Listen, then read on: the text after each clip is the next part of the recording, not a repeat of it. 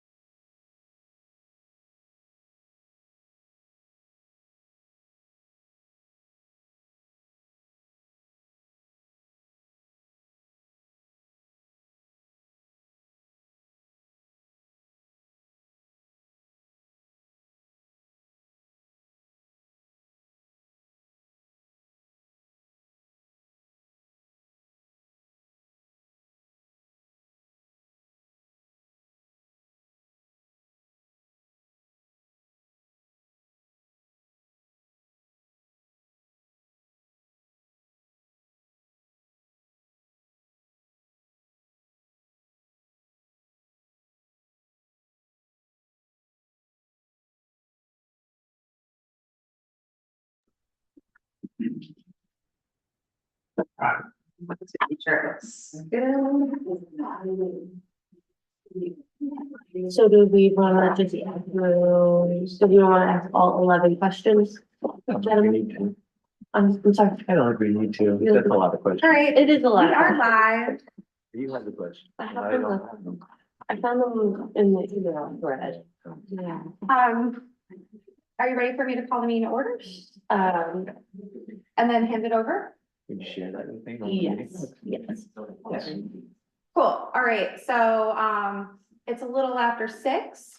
Gonna call the beginning part of our February 18th, 2026 meeting to order.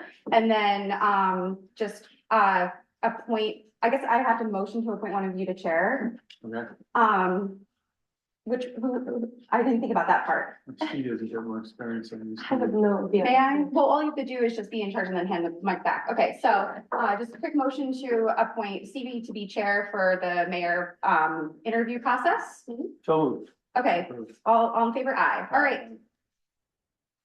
Okay. Would you like to sit across anywhere that's microphones? Yeah, You good here? You want to just do it at the Or- table? whatever works. Doesn't matter to me. Do you It's care? great to just sit. I'm broken. I mean, this has been my seat for so long. Yeah. Cool. Cool. So we do have a couple questions that we would like to ask, right, gentlemen? I think we'll go through individually and just trying to do the couple that we chose. Make sure you speak up. I I'll give those apologize. reminders again when the rest of the public comes to talk, but yeah, sorry to interrupt. but Yeah. So we will be asking you some interview questions here, so I'm just gonna go through, I guess we'll just get to it. Okay. Yes. So Alex, I'm really excited. Thank you so much for being here. As mayor, how do you, will you stay informed, and involved with resident and community concerns beyond formal meetings? Okay, so, oh, that's a great question, guys. Thank you. So I will continue to be as active and involved as I have always been, since moving here for college in 2003. I am online almost to a fault, admittedly. So I will continue to, keep tabs on all the murmurings and all the different Facebook groups, Instagram feeds, and any other social media things that come forth. I really look forward every single week to the Letters to the Editors section of Hudson Valley One. And I do also keep up like on Daily Freeman, which is our secondary paper. And just for funsies, I do like to read all the opinion sections of all the papers in the area. So if there's ever anything that you all like want to access that you can, let me know. I probably have a password somehow. Yeah, so I'll keep up in all those ways. And of course, as an active and or sometimes not as active member of different community organizations. I love being a part of UACT, which is Ulster Activists. I was actually one of the founding members of that group, and they're so active in their email chain. So if there's something happening and they don't know about it, it's probably not happening. And then of course, our university, like in the middle of our village, is not only just a great resource, but it's a whole ecosystem of a community in itself. And so that's where I do have like a couple lists actually on my Instagram that I do follow specifically and get alerts on to know when there's certain kinds of student organizations holding events that I might want to make an appearance at or offer to provide a resource at, like such as tabling with our Landlord-Tenant Relations Council handbook. And to that end, I'll continue organizing events with community groups and campus groups as well. We have a couple coming up on the calendar that I've been remembered to announce. Thanks. Nice. Oh, and like if people are just interested, because I know when you ask that question for like other kinds of jobs, you always wind up into like, where do you get your news from? So to that end, like I do have Empire Report as my homepage on my desktop, and laptop. Thanks, Alex. Alan, rather. Is there a list? Because I still can't open the, Stevie can share it. I'll go in the meantime. Yeah, and I'll just share, thanks Stevie for welcoming Alex to the conversation. I wanted to also just share with the public that we had agreed to a process to then make a decision to appoint the mayor. And as everyone knows, Alex has been serving wonderfully as the mayor since Tim's election to supervisor. And we originally set the process because we anticipated having more than one candidate for mayor. And now we have Alex as our candidate. And so we were still looking forward to offering the public a chance to have Alex in a position where she answers some questions, just because it's a good way to inform the public about where you stand on things and what you bring to the role. And really also sets you up for what you might do next. So I was still excited about having an opportunity to ask you some questions and appreciate you going along with it. So I'll go ahead and ask, maybe the entry question, which is, why do you want to serve as the mayor of the Village of New Paltz? Yeah, so I was, talking with staff earlier today, like they were like, you sure you want to do this? I'm like, I'm doing it. And that's just how I feel, it might not have been like my dream job and my plans, but it is right now my dream job to be in the moment and my plans for the moment.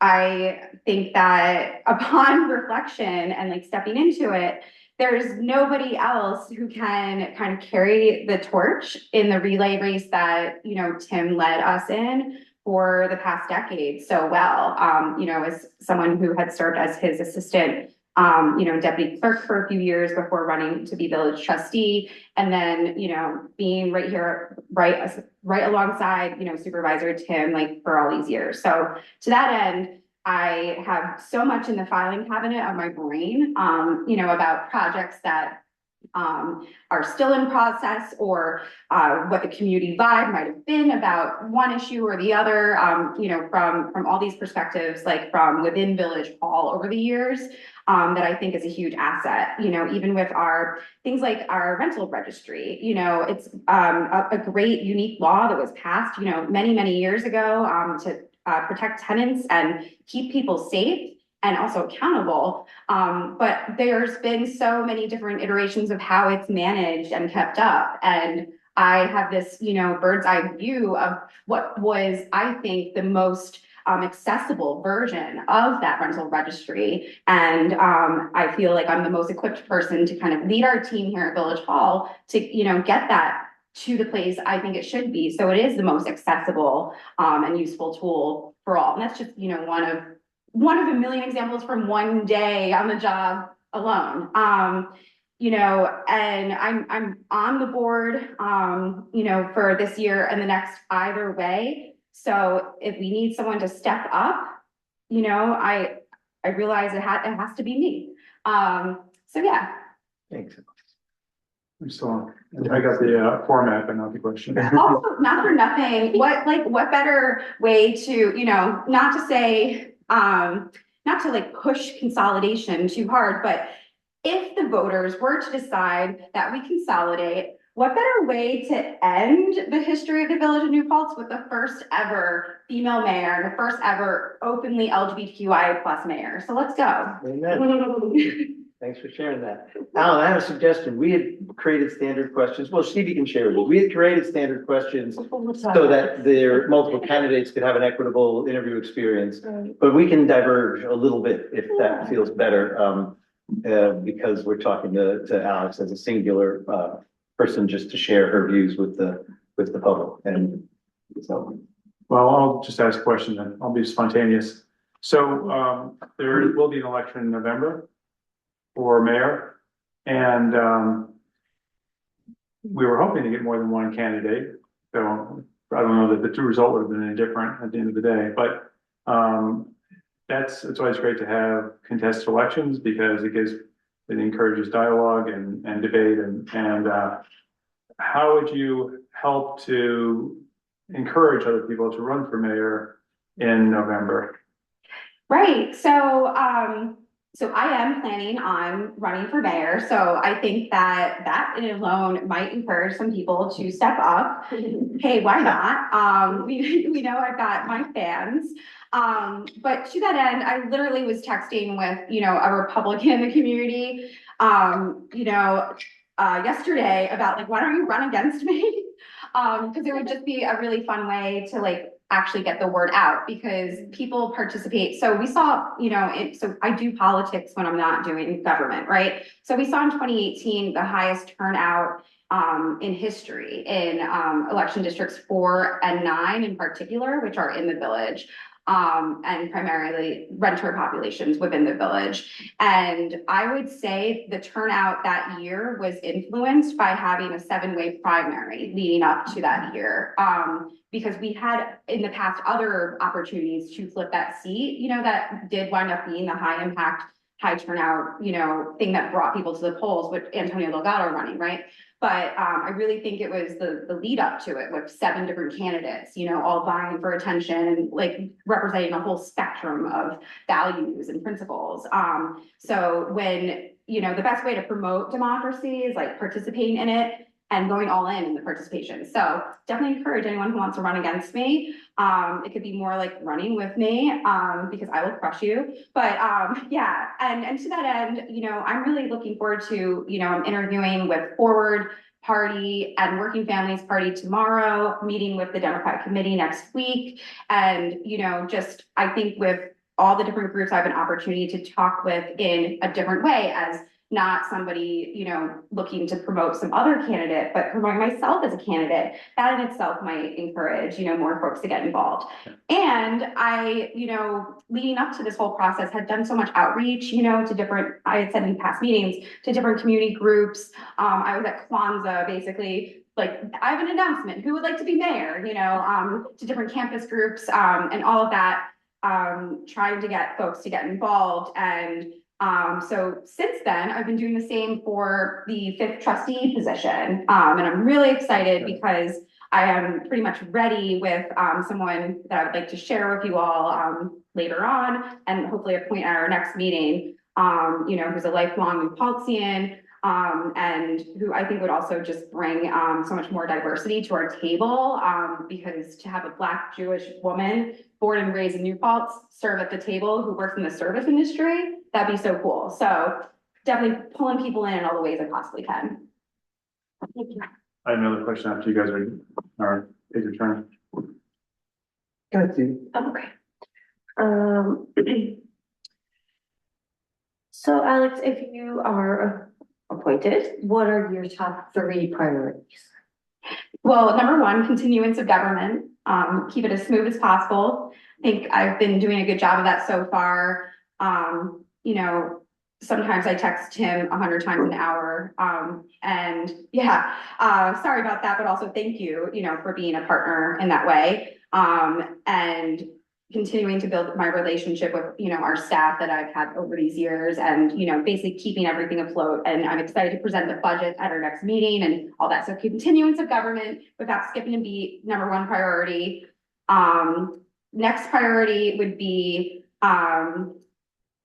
kind of tying up some loose ends on some long-term projects. And so one of those being more so like public works for the people, right? So we've had the skate park project, done all the legwork behind it. Now it's just a matter of there's like 2 outstanding recreation fees we got to collect on before those places can get their certificates of occupancy.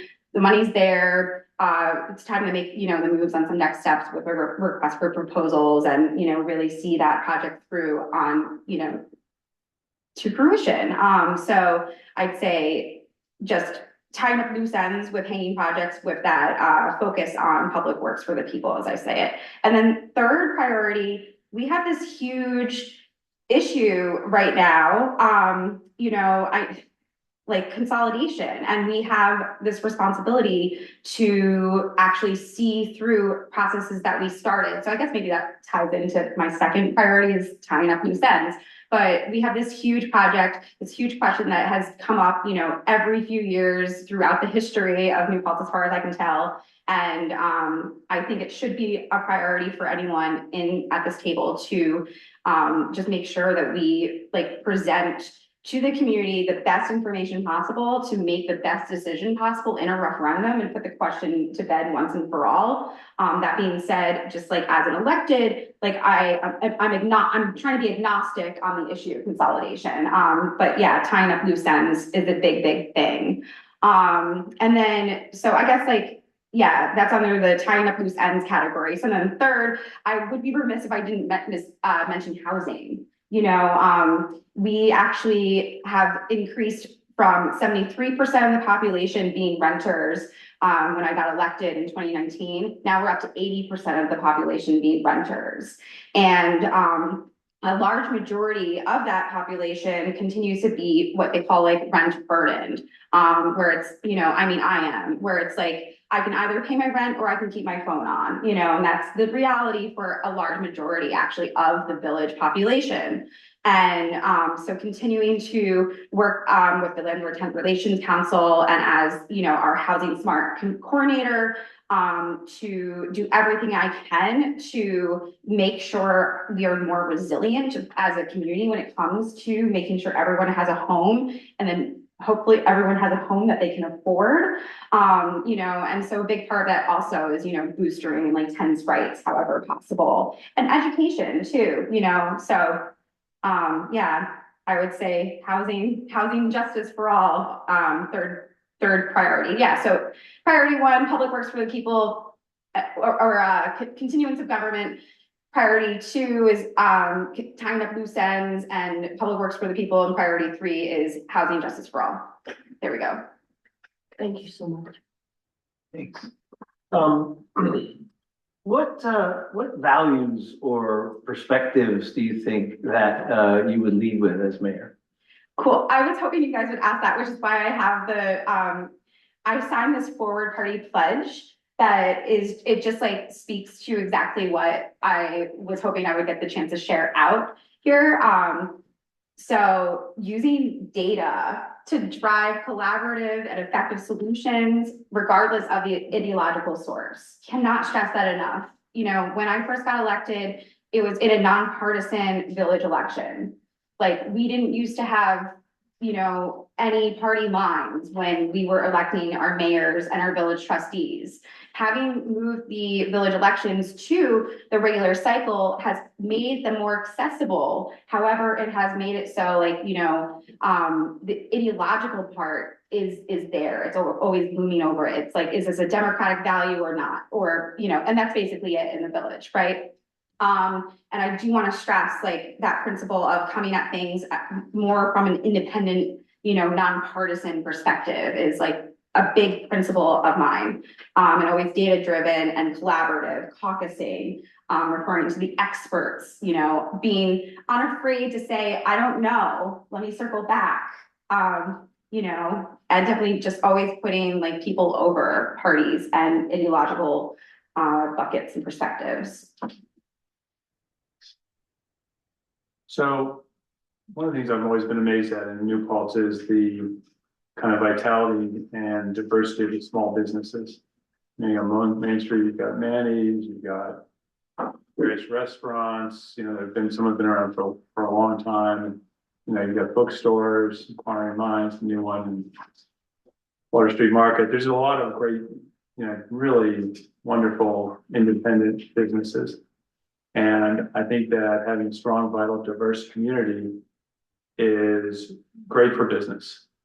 Aside from those things, how do you plan to support the business community? Definitely. So I actually I have a spreadsheet for that. I feel like I say that all the time since I'm in this job, but I've been putting together a mayor mobile office hours plan. This is something I've gotten to have senators and congress people do, and now I'm like, oh wait, I'm like the person in that seat right now, let me do it. So I've met with a bunch of our local businesses, and we'll keep meeting with all of them to, you know, just meet them and be like, so what's going on, you know, and maybe talk about parking if they want to. I'll listen, yeah, but also to plan a series of like meet your mayor, you know, like office hours all over the community. When I first had gotten elected as trustee, I did something similar, you know, to the best of my ability while, you know, working a day job and, you know, just being a part-time trustee, where I hosted paperwork parties at night at different like bars and pubs and taverns, where I would just bring kind of like a folder of stuff from the clerk's office, like the affordable housing paperwork and stuff, and just information that, you know, people can't get if they are at work all the time during the daytime. You know, come have a drink with me, share your problems. What do you need help with? I've got everything the clerk's office has right here. So I stopped doing that during COVID a bit, you know, and then it became like people just kind of knew how to find me. So I'm really excited about this chance to like revitalize that times 1000, you know, in all the different spaces too, you know. So it won't just be Cuts and Magic and Shorties, you know, we'll go for like the Pigs and Cuddies vibe too, and maybe the bookstores and so on and so forth. Wonderful. We have 7 more minutes because we had agreed it's gonna be a 30-minute discussion. Does that still work for everybody? Yeah. Stevie, you want to go ahead and ask another question? Alex, I think you've given some really great answers so far. My last question for you is just, what is your vision, if appointed mayor, for New Paltz Yeah, in the future? I apologize. yeah, well, I mean, like the future is now, right? Yeah. So, you know, I'm going into tonight just honestly with Revolution New Paltz on my mind, the America 250 project locally. And just because it's bringing me back to some of the things that made me choose New Paltz to be my forever home when I was a student. I was like, nah, I'm good, you know, to my folks, like, you can visit me. And like, that was just seeing coalitions that sometimes are surprising and delightful, and sometimes eyebrow lifting kinds of ways, like, huh, interesting. Just seeing people all coming together over things that are kind of wonky, to be honest, you know. And that's my vision, is to like continue that tradition of New Paltz. You know, I really do believe, and this is what I had said when I was trying to get somebody else to be mayor, that we deserve leadership that reflects, you know, the community that we live in. And like, and I realize I am that person, and I am excited to, you know, bring that vision to fruition. So, you know, let's bring back those pocket gardens. We're working on getting the free food fridge up and running again. You know, having more of these collaborative spaces is, you know, the New Paltz I have always known and loved. And, you know, I'm already fighting every single day to make that the place that we are, you know. So it's a maintaining and a growing of that spirit of place, I would say, is my vision. Wonderful. Thank you. In your top three priorities question, you mentioned the idea of moving these projects forward that have loose ends, and you also referred to the idea of the consolidation question of the town and village being fitting into that bucket. And but you also shared that you're agnostic on the question. So I think maybe and everyone might be interested in hearing a little bit more about how you'll approach that process that we've committed to. And yes, to get it to the referendum that I think the voters deserve to decide on, but how you'll approach that, and whether, as the leader of the village, you can really be sort of neutral about something that important. Well, I would argue that I think the leader of the village, at a moment of questioning the future of the village, should be as neutral as humanly possible. They should be looking at it as, this is paperwork, these are check boxes, these are processes, we are following them, you know. And I know that I can be that person. You know, as a voter, I look forward to the plan that we put out there and how it's messaged out. And as, you know, as a typical Village of New Paltz person, that is more on the misfit spectrum of the community, you know, I don't like voting for things just because people say, hey, let me knock on your door, vote for this. Tell me why, show me why. Let me make my own mind up. Show me all the information, put it all on the table, put your cards out, and then let me make my decision. And I know that a lot of our community feels the same way, you know? So I think it's actually really important to have a leader at this table who is agnostic on the issue and who can just communicate out clearly, these are the steps that have been taken, these are the next steps, here's where you can find this data, and so on and so forth. And here's how you vote, and really getting that vote out. You know, I think that, yeah, and I think I really can handle like keeping my own feelings out of it, you know, because it is like something that should be, you know, from the Department of State perspective, just like more process oriented, and here's all the information. And, you know, I will enjoy doing that. Yeah. And I guess also to that end, you know, just thinking about, okay, so if we do consolidate, like what better time to really just clean up any standard processes and flows, you know, and all of that. And what better time to, you know, make sure there aren't loose ends, because in any transition, you know, with the best of intentions and the best of people doing the handing of the baton, things get lost in the cracks. You know, even the ordering of our 25-mile-per-hour signs, you know, both Tim and I forgot to do that, make sure that was done in time, you know. There's no big list in the sky of things that have to get done, you know, but I think being somebody who has been here for this long, I do know what those loose ends might look like and be able to like help tie them up and close them up and have some closure, like, so that there can be a continuance of the village if that's what the voters decide, or a seamless, transition to whatever the consolidation plan winds up being, if that's what the voters decide. Thanks. Oh, we have time for one more quick question. Well, it's I can find the timekeeper. Maybe a statement. I think it's a little unfortunate that there isn't an election right now. So, I mean, it is what it is. It's the process. We don't have time for it. But it's kind of unfortunate that, 3 people or 4 people are deciding who's going to be the mayor rather than having the public vote on it. But it's an interim thing. The vote will happen in November. And I think in the meantime, we're lucky to have you. Thanks. Yeah, and it's to that end, it's like a really weird situation too, because even if an appointment doesn't happen, I have all the powers, duties, and stresses, of the mayor. The only thing I cannot do without a formal appointment is fill the 5th seat so that we can, be actually serving the community as expected. That's the only difference. Yeah, but hey, November comes faster than you would guess, Yeah. Great. Thank you so much, Alex. Anything else?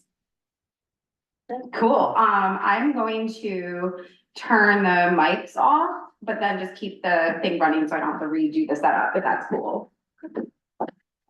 And I did email out to the press that I have press availability, so. So, Alex, if we may, if you could, before you turn the mics off, can we make sure that we're clear on the next steps, which I think should be clear to the public? So it's my understanding that we committed to having a public discussion, a public interview, let's call it, for the benefits of transparency and information sharing. And then that it was within our right to request an executive session if we were to discuss any aspect of the appointment decision that might be confidential or personal about the person. So I wanted to, is Will with us? No, but, Okay. I can contact him if needed. I think it's okay. So I wanted to just Stevie, you're chairing this portion of the meeting, but I just thought it was important to kind Thank of you. ask this. You're welcome. Yeah. One, ask you, Stevie, and Chair, whether you have a desire to call an executive session for any type of discussion around the appointment, or whether either of you or I would like to move toward a vote on the appointment, because it's ultimately needs to be a unanimous decision from the 3 of us. Sorry. No, that's okay. Correct. Yeah, that's, I don't want to call an executive session. And I would like to call a vote. If you guys are comfortable. I'll second that. Okay. Why don't you, well, I'll say, but we'll leave a moment for discussion, but I would say, motion to, appoint Alex Wojcik as the mayor of New Paltz. And, with the request for an opportunity for quick points of comment. Second. Discussion? I'm good. Great. I just wanted to say in the discussion, thank you, Alex, for already stepping in and doing the role. I've already learned a lot from you, and I've felt like I've taken some opportunities to have conversations that have really helped me see the way you could perform in the role. And so while it might have been a different process to have other candidates, I think we're fortunate to have the continuity that you shared. Yeah. And look forward to working with you. Likewise. Okay, all in favor? Aye. And I'm abstaining. Yes. Okay, cool. I'm going to pause mics and we will be back at 7. You could also do the You're village welcome. board business, Alex. Oh, yeah. Should we just do the village board business? Yeah. Totally. Thank- The meeting was noticed. It's all on the up and up. You may as well. Sweet. Okay. Sorry, press, I'm just kidding. Okay, yeah, it might get me a little confused because we aren't gonna be in the same order, but let's save the pledge and land acknowledgement for the joint part, if you don't mind. Sure. And then I would like to, motion to amend our consent agenda. So this is a village-only consent agenda to include, under the event parade building use street closure requests to approve, the building use request by Indivisible New Paltz and UACT, are requesting an insurance waiver and use of the firehouse on March 28th from 1 to 4 p.m. And would like to also add, there was already the Pride March request, but just wanted to add the park use request, that, the check was dropped off today to the village clerk, for Sunday, June 7th in the park, which begins at noon and goes until 6. Motion to approve the village consent agenda as amended. Second. All in favor? Aye. Just marking my notes, that's done, sweet, and then, I would like to.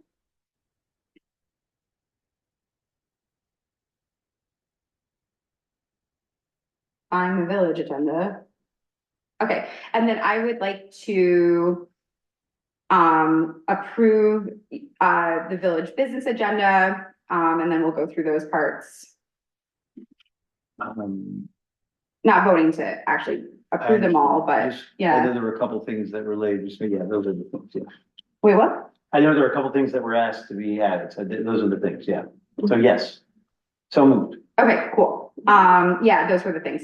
So yeah, awesome. So number one is, so I wanted to explain this a little bit, so I will make the motion and then in our discussion, we'll kind of explain what I learned more about these pumps. So, I move, to approve the, request, for the emergency replacement of the VDF for pump number 1 at our Mountain Rest pump station. This is for $18,275. 50% is due upon approval, 50% due upon completion. Do I have a second? Second. Awesome. So I had explained, back in January what VDF is. It's variable frequency drive. When it's failing, that's an emergency. This is for pump number 1. The one we had previously replaced was pump number 4. So yeah, that's basically it. So, yeah. Can I ask a question just about how this works? If there were an expense of this sort that were truly an emergency, like needed to happen when it broke, is there a mechanism by which those things could move forward without a village board, trustee discussion, trustee vote, or? Sometimes things can be done after the fact if needed, so to get to the nuts and bolts of your question, don't worry, everyone will be drinking water no matter what, It's yeah. more a general question Yeah. about, like, if something like this were truly an emergency, is there an approval and is there a ability to move it forward and then a post approval? It sounds like that's possible. Yeah, there is. So yeah, all in favor? Aye. I move our resolution for bills and claims. Second. All in favor? Aye. Aye. And then if we have any planning board reports? Sure. There were a few items on the planning board, the meeting most recently, 137 North Chestnut. This has a little bit of substance to it, because they have come back and asked the planning board to approve the conversion of a certain number of square footage that would have been retail, commercial, or professional space into 2 additional residential units, moving them from 51 to, I think, 53 residential units in the building. So that means 2 things. One, there's more residential units being approved for that project.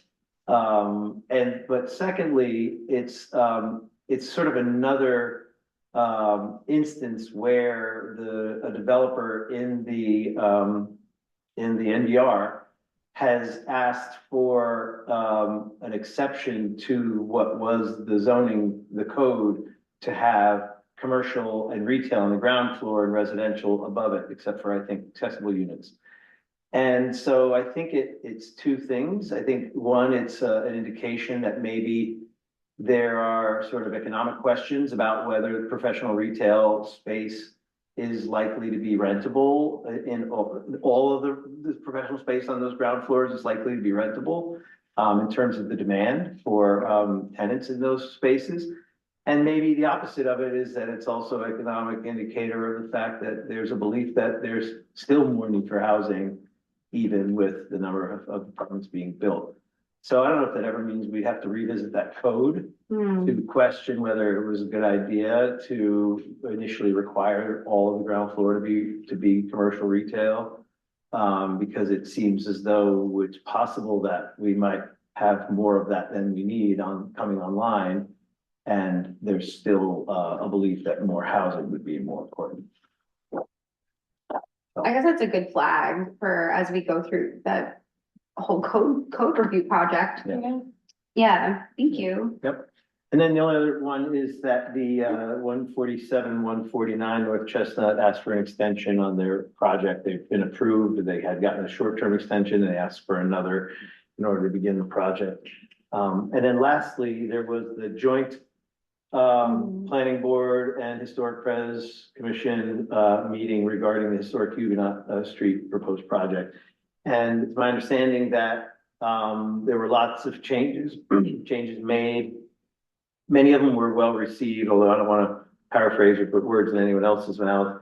But that just generally reporting that it was a lengthy meeting that really went through lots of details and lots of rationale and just kind of engaged it wasn't a huge crowd, but did engage the crowd and the two boards in a meaningful discussion about what they're proposing and why. And it seemed like it made progress. Oh, that's awesome. Yeah, I was really happy about that joint approach. Thank you. Did we have anything for ZBA? Didn't meet this month. Yeah, and like we just saw each other too, so yeah. Okay, cool. So that's it for the village business agenda, not adjourning because we'll be right back after these messages. Sorry. Ari, I'm just gonna turn the mic off so we can, all hang out for 15-20 minutes before the town joins us for the joint meeting. Cool. Sounds good.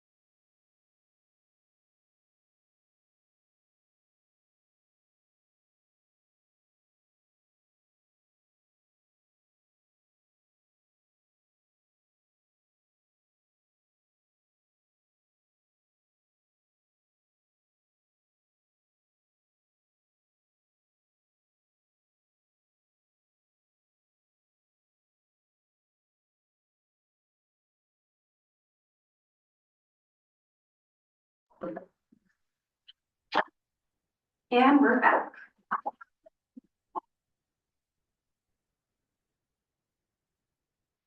I'm gonna call this meeting back to order. Please stand for the pledge. I pledge allegiance to the flag of the United States of America and to the republic for which it stands, one nation, under God, indivisible, with liberty and justice for all. All right, and Stevie, you can do the land acknowledgement. The Village of New Paltz humbly acknowledges that we are here on the traditional lands of the Munsee, Esopus, and Lenape people. The Indian Removal Act of 1830 forced the people to relocate to inhospitable territory far from the bountiful valley and mountains we inhabit today. The village further acknowledges that much of the physical structure of our village and town was built by enslaved Africans who labored as the property of their owners until 1827 on this very land. We acknowledge and honor the contributions, resilience, and accomplishments of the BIPOC community, Black, Indigenous, and people of color, who have overcome historic injustice to inform our past and inspire our future. The Village of New Paltz encourages everyone to learn more about the contributions and sacrifices made by the Indigenous people and enslaved Africans by visiting these sites. If you have resources that you believe should be included here, please contact us. Thank you. Okay, awesome. So just wanted to catch the public up. We already went through all the village only agendas. So now I would like to address the joint business agenda and add a few items to it. So I would like to add this request from CIT, the Community Improvement Team, to approve $2,000 from each municipality. We'll get to that when we get to that topic, but for brackets. And then I would also like to add a topic on annexation. So motion to approve the joint business agenda as amended. Okay, all in favor? I know. Oh, No, okay, we've got a bunch of ayes and then, oh, did we have a discussion or? I don't know. Or just a no? Annexation tonight. I'm really not ready for that. Yeah, we should push it down 30, 40 years. That's why we're So, discussing it. okay, so, As a placeholder. yeah. We're not taking any action. So when we get to that item, we can talk about it. We just approved to add those to the agenda. Kitty, no worries, no action is gonna be Okay. taken. Yeah. But Kitty's a no and the rest of us are ayes in approving the agenda. Town, did you want to wait until your section to approve your agendas? Is that how we should do it? Or do you want We'll just do one section at a time. one section at a time is full? Okay, cool. Okay, and So- I want to add a motion to approve a match to the village grant to do historic preservation. So, wait, Kitty, we just approved the agenda, to be those items. I'm gonna share an announcement about that, bit of money and so that's not a business item. Well, this would be for the town. Oh, yeah, so your town agendas you haven't approved yet, so you're gonna do that next. Right, I thought we were. Yeah, no, that's, sorry, to be clear, I just was saying like, how we wanna do it, and the supervisor's down to just do it piece by piece, so we're just gonna move forward with, we just approved the joint agenda, now we're gonna go into announcements, and then public comment, and the joint business agenda, and then we'll hand it over to the town. So, quick announcements, I wanted to share that the annual Sojourner Truth Walk is super awesome. It's one of my favorite things. It's this Saturday, meet up at 11 a.m. at Dietz Stadium. If you have any questions about it, you all know how to reach me. I want to share an update on Revolutionary New Paltz. I learned today that there's this cool permission that I didn't know about before, that municipalities can allocate a little bit of funds for patriotic celebrations, and that's what it actually says in the law.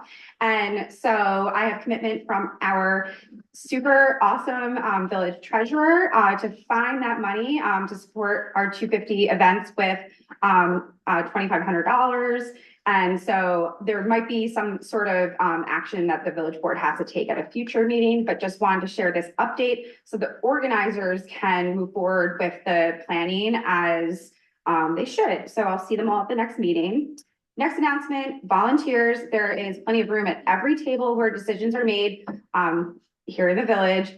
if you have any time, we would love your help. So we have all these commissions, councils and boards like planning board, zoning board of appeals, environmental policy board, affordable housing board, landlord tenant relations council, bike pedestrian committee, and public access committee, and even more of those. So if you have some time and interest in getting involved, we would love your help. Go check out the boards and commissions tab on the village website, or reach out to me for more info. I want to share a quick update from the county legislature.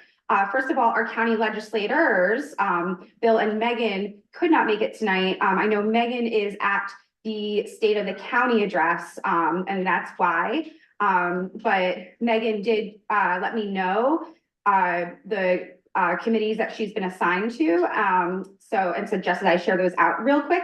So she is vice chair for the legislature and chair for the Economic Development, Planning, Arts, Ag, and Education Committee. She's on the Housing and Transportation Committee. She's legislative liaison to the Ulster County Economic Development Alliance, legislative liaison for Cornell Cooperative Extension, and legislative representative for the Reimagine SUNY Ulster Group. I want to share that last night, I made this quick comment that I think, we should just make sure the public here at home is aware of.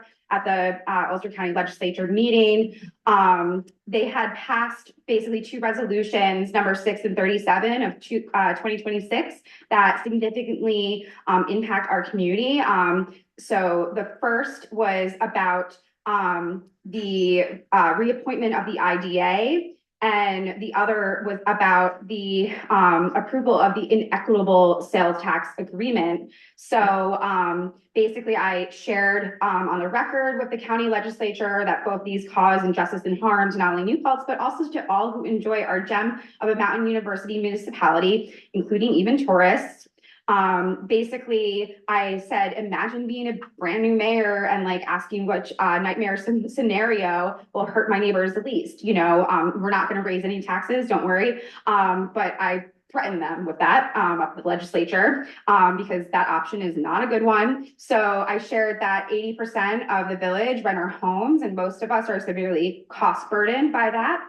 And that the village actually endures some of the highest poverty rates in our region. And basically, this is because New Paltz continues to subsidize the rest of the county thanks to the inequitable sales tax agreements.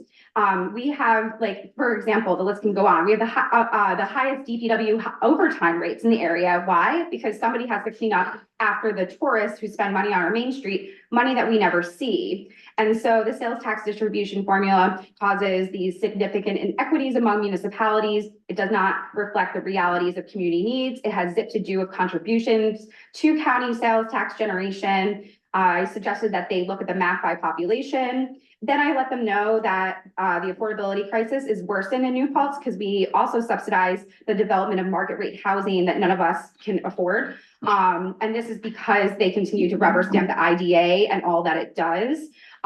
Their recent decisions that relate to market rate housing here are unconstitutional and unjust. That got some eyebrow raises, but no actions. And I let them know that they have an obligation to be thoughtful about who they appoint to the IDA and the decisions that agency makes. So unfortunately, they voted for both those resolutions unanimously. And that's all the announcements from me. Anyone else at the board tables? Cool. Oh yeah, free food every Tuesday right here in the garage bay, 3 to 6 p.m. Nobody goes hungry. Okay, so I want to open up to public comment. Just a reminder, keep it under 3 minutes. Make sure you address the boards. If you can come up and make sure this microphone picks you up. Usually there's a chair here, it's not here, so just come close. And feel free to, if everybody before you said something very similar, you can kind of just second them. So there was a sign-in sheet. And so I'll go through the people who signed in on the list first, and then folks who did not sign in on the list, and then we'll move to anyone online. So, yeah. Thank you. Okay, cool. So, Joseph M. Thanks. Hello again. Saw you on January 28th from the Historic Preservation Commission. I wanted to thank you for your time and particularly thank Alex for dedicating village funds to our program and initiative. I also wanted to make a note that the grant we applied for you to revise your minutes, because the grant in your minutes said $75,000. It's actually $7,500. Oh, yeah. So that's an important consideration. Also, I think the resolution in the minutes stated pretty clearly that the board would, the village and town boards would sort of agree on some resolution or some path forward. And that would be an agenda item for this meeting. It was removed from the agenda. And no one was informed from the HPC. I rescheduled a flight to visit my mother in Ohio who has cancer, just to come to this meeting. So I was a little frustrated about that. So I think moving forward, there should just be better communication, and things shouldn't be struck from the agenda unless, and they should be, unless they're communicated or it's worth striking, even if it was going to be a three-second conversation. Thank you. Thank you. Yeah. Next is Paul Brown.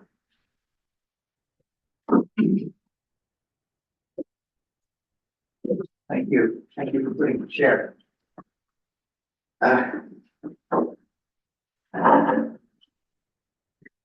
Good evening. My name is Paul Brown. I live in New Paltz. Following the suggestion of the village board, I've begun to review in detail, the Village of New Paltz proposed dissolution plan, which is on the village or accessible through the village website. And that's been proposed as a study document to inform the creation of a consolidation agreement that I know you'll all be working on for the next several months. There's over 11,300 registered voters currently that reside in the town and village. And I'm not sure many of them will have time to study that particular 123-page document. I also appreciate that you've already begun to focus on community outreach to address that issue. With regard to that outreach, I sincerely hope that any community outreach intended to educate voters will not simply be a regurgitation of the information that my own study of that document has so far revealed. Sadly, many of the statements, tables, and charts raise more questions than they answer. Questions that will require further scrutiny by our elected officials, and in some cases, further research, examination, and analysis by people with specific expertise, such as forensic accounting and land use planning. For this public comment, to keep it brief, I'm only going to focus on the statements I've read related to the fiscal impact, which appears on page 10 through 12 of the study document. On page 10, the study document states, village property taxpayers are projected to experience a reduction in their combined village and town property taxes. Table 2 shows that decrease to be at least 11.3%.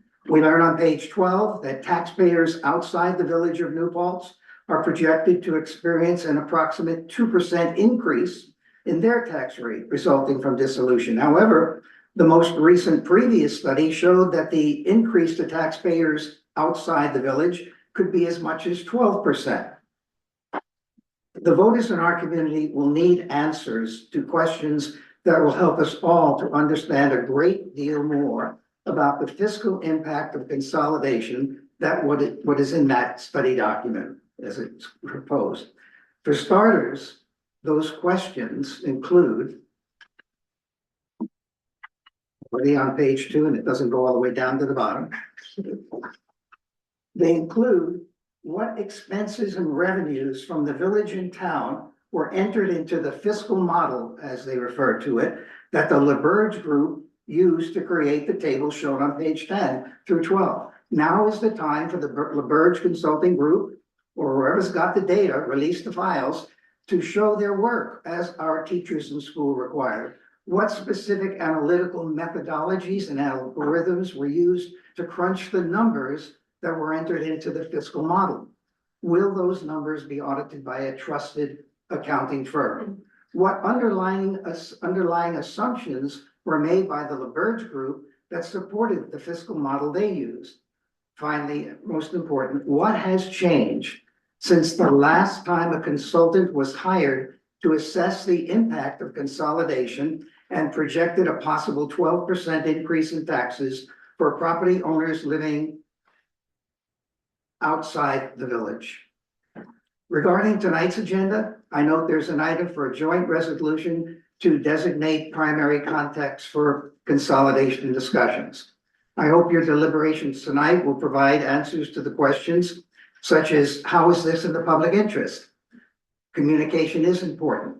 The two websites don't align. There's very valuable information on the town website. I hope it stays there. Sometimes in public governments, you find stuff that's posted, removed.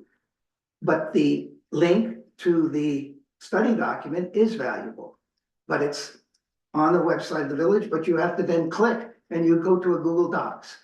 So I could see where some type of coordination is needed, and I just wanted to say that I hope it's all in the public interest in that kind of way. Will the primary contacts work together in conjunction with both boards or independently, primarily with their own boards? Will the development of the consolidation agreement that you're working on tonight be on an agreement and all those kinds of discussions be always at joint meetings like this third Wednesday?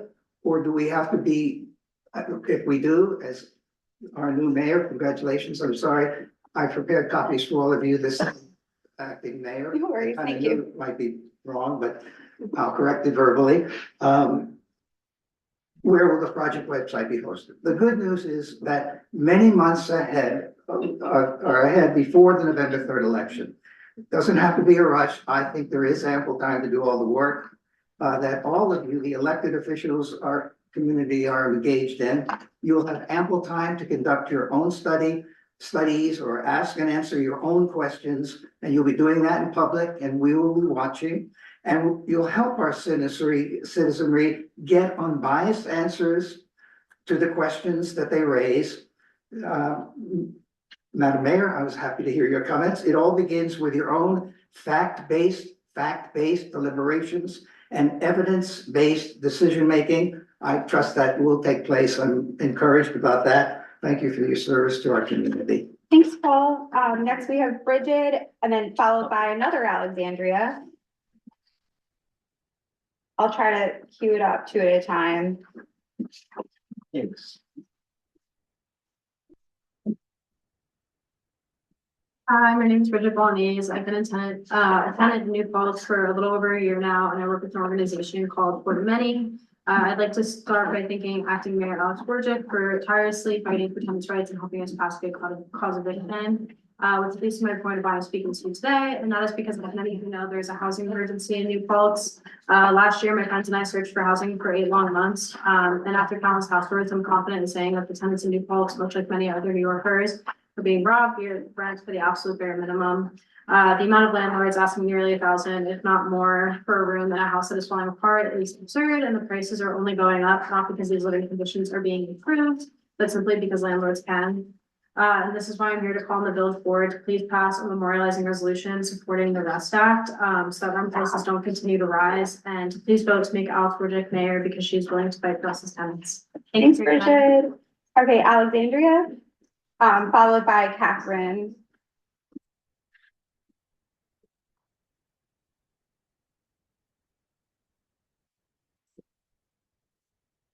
Hi, my name is Alexandria, and I live on Mohawk Hall, in the SUNY campus. I call you to pass a resolution. The resolution in support of the REST Act which would reaffirm and expand our state's rent stabilization laws to make it easier to adapt to the policy, cover more tenants under the law, and give the necessary tools to address the housing crisis. Local governments have a critical role to play in advocating for this needed state law. Currently, I have a friend who is working 2 jobs just to afford rent, which shouldn't happen, especially as a college student. As a student who goes to SUNY New Paltz, I've always wanted to try off-campus housing, but if the REST Act doesn't pass at the state level, I won't be able to afford living off campus in my senior year. So please pass a resolution supporting the REST Act. Thanks, Alexandria. Catherine, followed by Sam.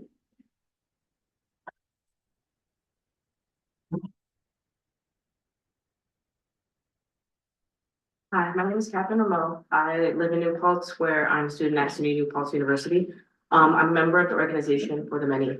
Just wanted to talk about the rest of for a second. Even though I'm not originally from the Hudson Valley, I'm from New York City, which is well known for its lack of affordable housing. I'm lucky enough that my parents do own property in Brooklyn, but I do have several friends who've had to relocate to more affordable areas such as Long Island or New Jersey. One of my closest friends since middle school relocated to East Orange, New Jersey, while still attending public school in Brooklyn. So this friend had to wake up before the sun rose to take a bus to a train into the city and then another train from 42nd Street into Brooklyn. This commute took 2 hours on a good day. This is a contrast to their commute when they lived in Brooklyn, which was only around 30 minutes by bus. My friend had lived in Brooklyn their entire life, born and raised. But because of the insane cost of living, their family was forced out. And the worst part is the story isn't at all uncommon. It happened to many of my other friends, my aunt, my godmother, my godsister, my cousin. This also reflects the experiences of people living in the Hudson Valley, overpriced rent, unstable housing, high cost of living, and it's going to keep happening. So a majority of people in New Paltz are renters, and this act would ensure that the people who live in this community are not forced out of their homes and their communities. And to close, I'd like to acknowledge the hard work of Acting Mayor Alex Wojcik and urge you to pass a memorializing resolution supporting the REST Act and vote Alex Wojcik as mayor. Thanks, Catherine. Next is Sam, followed by Frank.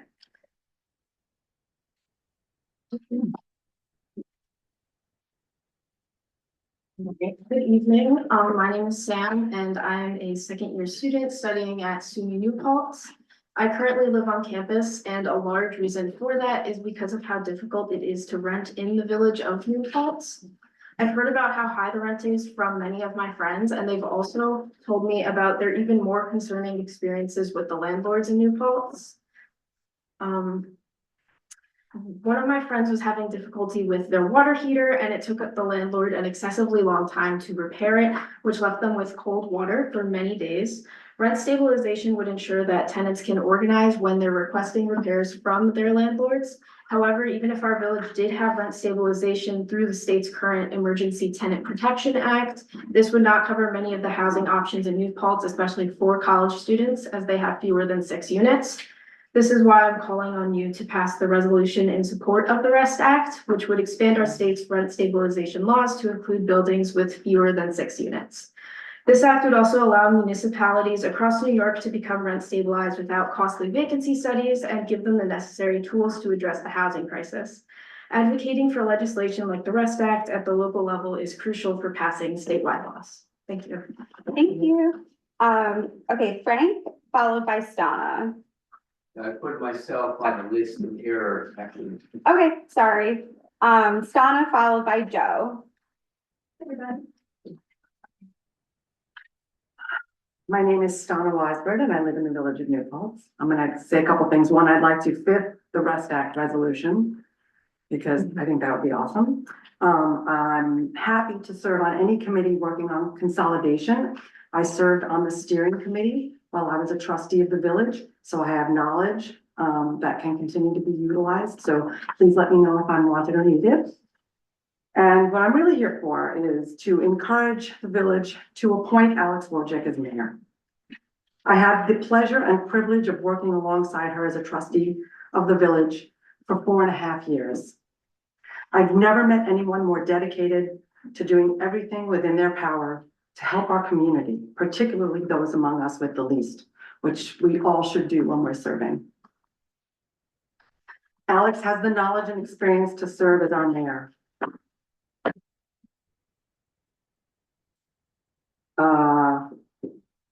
Sorry. Should I? No, Okay. yes, ignore me. Sorry, I should not text public commenters. It's up for everyone too. They just appointed me. Alex was appointed mayor 45 minutes ago. Okay, I wasn't here for that, so I didn't Okay, know. No just one was just so here. you know. Okay, cool. I'm gonna finish reading what I was gonna read anyway. Alex has the knowledge and experience to serve as our mayor. Why do I say this? She's the most qualified person in town that I can think of. As you know, she's worked for the New York State Senate, among other organizations and individuals in government. She has 10 years of experience working at Village Hall. She's been elected twice to the village board and has been serving as acting mayor since the previous mayor vacated the seat on January 1st. She's been working tirelessly on the 26-27 fiscal year village budget and has the knowledge and experience to champion it. She understands how things work. She does not need to learn the job as most everyone else in the village would. This really seems like a no-brainer to me. Are there those in our community who disagree with Alex's activism? Sure, but that's not a good enough reason not to appoint her as mayor. She understands her role as mayor and will not do things to jeopardize the village. And she's so busy with the work that she has no time for activism anyway. Alex's integrity is unwavering. In these scary times, we need leaders who stand up for what's right, regardless of the consequences. When she agreed not to apply for this appointment, she meant it. She was going through the death of her father as well as numerous other things and really wasn't interested. But things have changed and we're fortunate that they have, and that she has decided to serve our village in this capacity. So I implore you to please do what is best for New Paltz and its citizens and appoint Alex Wojcik to the village of New Paltz. As the village of New Paltz's first openly LGBTQIA+ woman mayor, and thank you so much for doing so. Thanks, Donna. Okay, we've got Joe and then Essie and then Ben. Joe Lana, town of New Paltz. So Alex and Tim and board members, with the consolidation vote coming up, that excites me, and there'll be lots of back and forth on numbers. But I think the consolidation represents a paradigm change for New Paltz. And the question is, how will we take advantage of it? I hope it's to create a pointed vision. Pointed would be a little more specific about the things that we want to do: efficiency, problem solving, and opportunities. Last board meeting, we talked about the consolidation of the people who are out in Clearwater to the village hall. Personally, I think we should exit Clearwater and take it down. It's energy inefficient. It consumes the most electricity of all of our buildings, other than the water treatment facility. So we should exit Clearwater and bring them here. Now, I hope the building's not listening, but this is a little bit of a Frankenstein monster. But I think we can make it usable. But we should commit to decarbonizing. Now is the time to do it. Climate change doesn't care if we do it or not. We'll just get whatever we get if we don't take action. So we should decarbonize the building. Now is the right time when we do the consolidation. So please consider that seriously. The technology has evolved. The elimination of the oil would not be that difficult. There are other things that we could do that would add to the vision. So consolidating DPW on Clearwater, that leaves a building that we won't use. I would suggest it's a block building, take it down, create a parking lot, which would allow us to take some cars off of Main Street. Also, not all of them, some. I know we want to have some cars on Main Street, but there are pinch points that are dangerous. The parking lot that we put up should be solar panel covered with portals. That would make this building then fossil free and net zero. And it's probably enough solar that it would also cover some of the sewer treatment or treatment plant as well. So think about those kinds of problem solvings and opportunities. There are other things that we'll come upon through the consolidation, but that's really what I believe the consolidation should be all about. What are the new things that we can do to change or support the character of our town and village? Thank you. Thanks, Joe.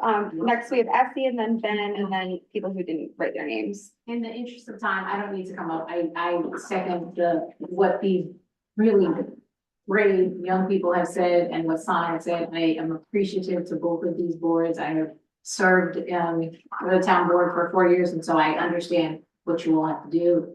Thank you for doing it. Congratulations to all of you. Thank you very much for appointing Alex as mayor. I think it was the absolute right choice. Someone that we need, boots on the ground, doing the right thing, brilliant, brave. Thank you for doing so. I'm going to concede my time to Anthony Dandridge. Oh, thanks. Yeah. So no one heard any of that at home, or the people clerking the meeting especially. But Essie just said wonderful things and then, I actually did, Alex. I heard her. Oh, you did? Okay, cool. Yeah, it worked out. Sweet, amazing, thank you. That's why Ariana's the best. Yeah, Ben, did you want to make a comment and then we'll go to folks who aren't on the list? Also, If you want to make a comment, you have to make it here so it's heard by folks who are not here and so I can listen to it later. yes. When I'm not nervous, yeah. Yes. In the interest of time, I'll shorten what I was going to say, which of course was in support of Alex and in support of rent control and tenant protections. The large majority of the town, including myself, are renters. And as not a part of the landed gentry, we are the most vulnerable to the sometimes capricious whims of landlords who sometimes enjoy wanting their power or paying not enough attention to their properties. I'm fortunate enough to live in a well-managed place, but I wasn't always, and a lot of people are not. So without spending any more of everyone's precious time, please do the right thing and put in the robust tenant protections and well done appointing our new mayor, who we're all very proud of and we are very excited to support. Thank you. Thanks, Ben. Okay, anyone who didn't sign up, come on up. If you want, hey, yeah. That's the people's chair. People's chair. Peace, family. My name is Anthony Daniels. I don't need to know you to love you. And I'd like to say first, congratulations to Mayor Alexandra Wojcik. Congratulations to the town board and also congratulations to our community. I did not know that this was going to be a lot of people are going to be here to celebrate Alex, right, and to support Alex. It was very nice to see. And since I went through the time to make the statement, I'm gonna say my statement. All right, if you don't mind. My name is Anthony Daniels. I'm a faculty member in the second oldest Black Studies department on the planet right here at SUNY New Paltz. And I am a New Paltz resident. I'm speaking to express my strong and unequivocal appointment for Alexandra Wojcik, whose name is Joyful Warrior, to be appointed mayor of the village of New Paltz. Alex brings a rare and powerful combination of institutional knowledge, lived experience, and proven leadership that uniquely qualifies her for this role at this moment. With over 10 years of experience working directly at the Village Hall, Alex understands not only the vision of the local governance, but also the mechanics, how policy becomes practice, how budgets are built, and how decisions made in meetings affect residents' daily lives. Her leadership record speaks for itself. Alex has been elected twice to the village board and has already been serving as acting mayor since January 1st, providing stability and continuity during a critical transition.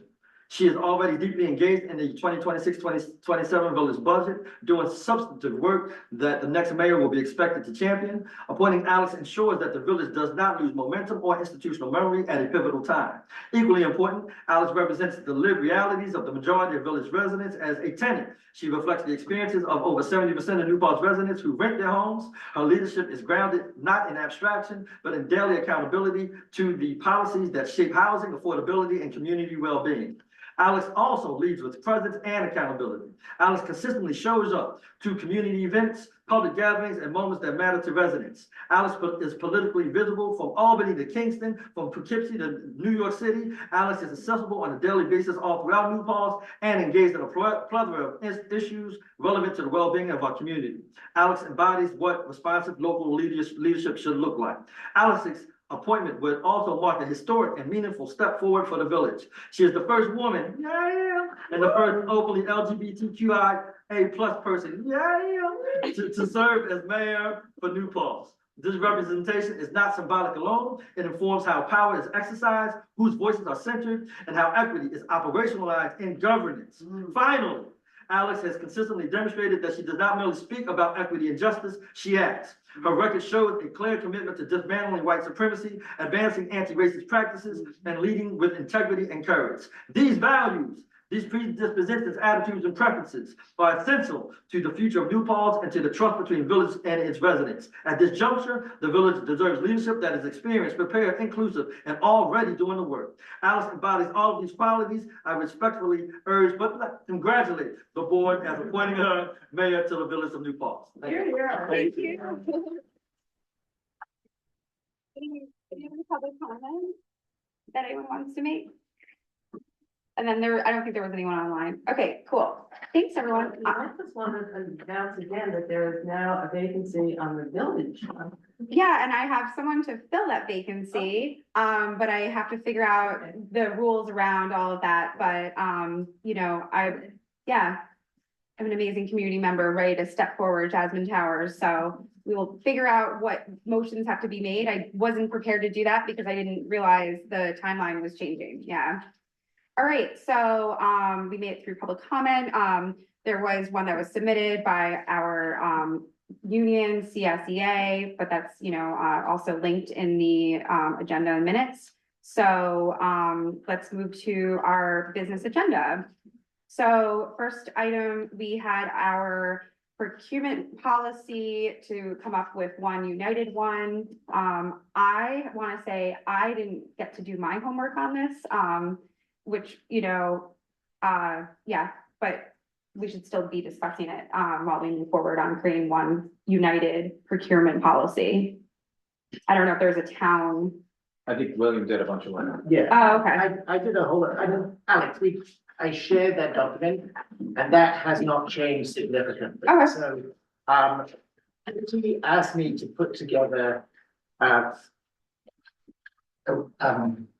resolution to do that. I found that very difficult because the procurement policy that I'm working from had listed all the people who were responsible and it had different price points for the different types of purchases. And the question remains whether we should make those consistently the same level. And I thought that was a village and a town separate discussion. Right, yeah. So I do have that resolution, which I can share with everyone to consider. I put both the town and the village, that little grid in the middle, I put both of them in there. So we can either strike one out or leave it as is. Okay. And the other thing that I've done is I've accommodated all of the pieces that Joe and the Climate Smart group had put together and have already shared with both groups. And we're already passed by the village, yeah. And in the conversations with Joe, we've integrated that much more deeply into the document. So the documentation piece is separate, the best value, so we can include environmental considerations. And from Joe's comments about the village hall, I think this procurement policy is a perfect timing because it doesn't insist that you do make a non-fossil fuel decision, but it does insist that you actually look at the alternatives and put them side by side and compare them. And so I think it's a good time for us to be thinking about what is out there, what are the alternatives, and making that a procedural part of our policy. What I've also done is added at the end to be consistent the other way, which was. So, yeah, I guess. The village had a section on equal opportunity employer, which the town did not. So I've also added that equal opportunity appendix at the end so that we can have that within our town. So let's like revisit this at our next meeting. So it's one doc that we've all gotten a chance to look at and whatnot, you know, if that's cool. That was a good update on the town end. And made me feel better, you know, reminder on the village end, we already, you know, passed like the, you know, amendments per the Climate Smart Task Force. And basically we're working on coming up just with a united thing. So yeah, that'd be great to work on in advance of, you know, next meeting, for sure. So I guess I'll look back in my email thread. Anything else for now on this? I don't think. So my understanding of like working on something like the procurement policy would be to work on the procurement policy. Yeah. And not necessarily create a resolution that speaks to working on the procurement policy. Yeah, I don't think there's a resolution needed, at all. And And yeah, I mean, it's just something that we pass, municipalities pass these things as a part of their reorganization agendas, and then you can go back and just with a motion, adopt a new policy. So, So in that case, just look at this one document. yeah, cool. And I'll look back to find the digital version of it and see, yeah, so to be continued for our next meeting. But yeah, no resolution needed. Our second item was the ICLEI membership renewal. So is this something we split? We're each paying. The full 1,200? Yeah. Oh, okay. So do we each do a separate a separate motion on this, or did we have to do some more back work on this? Can't we just pass a joint resolution right now saying we each commit to paying our half? Yeah, so it's, but the total cost is 1,200, right? No. Oh. What? 2,400? I believe, I mean, Joe, I think it's 12. Yeah, I thought it was 1,200. I would, What do we get for this membership? yeah, so I would like to just have this be on our next agenda, so I can like go back through that and have more information. We used to be part of this a long time ago. And this is what like Gardeners, Climate Smart group is on, and most of the others, and it's like just kind of one of those tools for keeping up with the Climate Smart benchmarks in addition to the state Climate Smart website portal. So we'll keep this on just to let our, environmental folks that we know that we're working on it, but we'll have more information for next time, I think would be better. Climate Smart folks also get points for every application if we're members of ICLEI. Yeah, that part too. So let's make sure we kind of, Kitty, you and I work on like a memo for next time that kind of answers these questions, like how many points and all of that. I think that would be better. I don't think we'll ever know how many points. I think it depends on which project they're going for. Oh, true. Yeah. Because I meant to actually like sit down with you all in advance of tonight, but didn't get a chance to. So next time. Okay. Stay tuned for next time, guys. Consolidation. What? Oh, number 3, municipal center. Okay. Do we have anything on that? I didn't have. Yeah, so the update is we submitted a grant to the Department of State to make some improvements to this building, primarily focused to start with ADA compliance and what were some of the Life safety. Life safety was the phrase that was being used. So the idea is like the grant would attack those things to start with, and then I reached out to a couple of different firms that can perform different tests, like environmental tests within the building. Like I'm getting quotes from those firms like lead test, asbestos, a variety of other things. What were some of the other topics that we had? Radon. Radon. There's like about 7 things that are typically tested for. Right, so Alan suggested that's a really important place to start, get some of that data, so then we can figure out what a plan would look like. So, part of the plan that we'd be looking to create, or part of the RFP that we'd be looking to create, is to ask an architectural firm to help us figure out, what improvements, including some decarbonization improvements for the building. I don't know that we're gonna become a completely decarbonized building, but I think the goal would be to make significant improvements. So those are the updates as far as the municipal building. Cool. Thanks. And I think it makes sense to kind of keep this as like a standing item as long as there's updates. Yeah. Is there anything we have to vote on? No. We're not gonna vote on hiring Andre and LaBerge to do this? There's no items related to the municipal center discussion item besides just whoever had updates to share them at the table. If you have something. I saw something in our agenda. There is later on, there's an. Oh, For the consolidation. But that's consolidation. Yeah, Not related. separate. Not related to the building. Okay. We gotta see whether we receive a grant award. Okay. So it sounds like you're ready to move on to the next item, consolidation. I'm excited about this first one, so I motion to approve the joint resolution, making Lauren and myself the primary contacts for consolidation discussions for the town and village boards. Do I have a second? Awesome, everybody seconded it, not everybody, but we had at least 2 on each side. Any discussion on this? All I right, just want to say thanks for stepping up in this regard, Laura. I think it seems like a really great opportunity to share the mic throughout, your board in particular. So I'm grateful for that. And Alex, thanks for your stepping up. I think your experience, gives you the real sort of reason to do that. I'm really looking forward to being a part of the process, but I feel like having your 2 folks running point is a big help. Yeah, I'm excited about it. I'm excited to talk to the community and get Yeah. back from the community, and what Joe was saying earlier about basically the comprehensive plan. Like when I was on the planning board, that was something I got excited about but couldn't do anything about. So this seems like a way in, and actually was a motivator for me to run, so. cool. Yeah, I'm excited to be working with you on this. Okay, so all in favor? Yeah. Any Well, more we want to discussion? vote on that. I was just gonna provide more info. That's fine. Go vote. Okay, all in favor? Aye. Aye. Tim?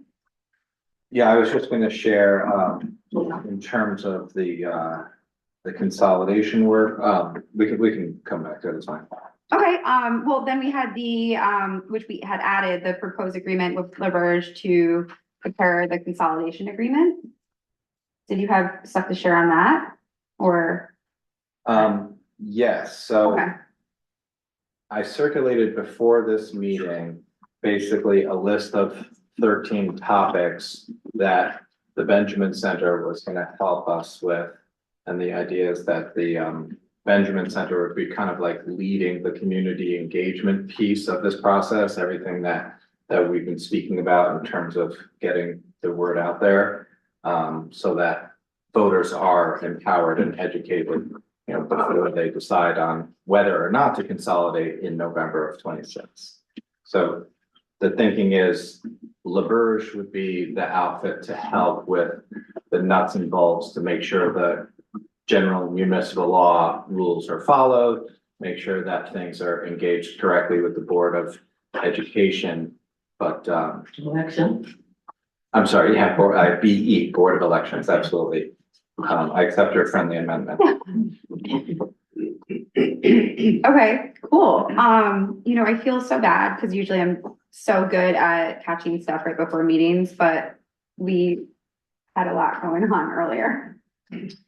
So what we did too, in the email that was circulated as a draft plan regarding a consolidation agreement is it's a list of 13 topics. And the thinking is that we can take a topic and distill it into a 1 to 2 page memo that would be, digestible, bullet points, could be circulated once and then regularly recirculated.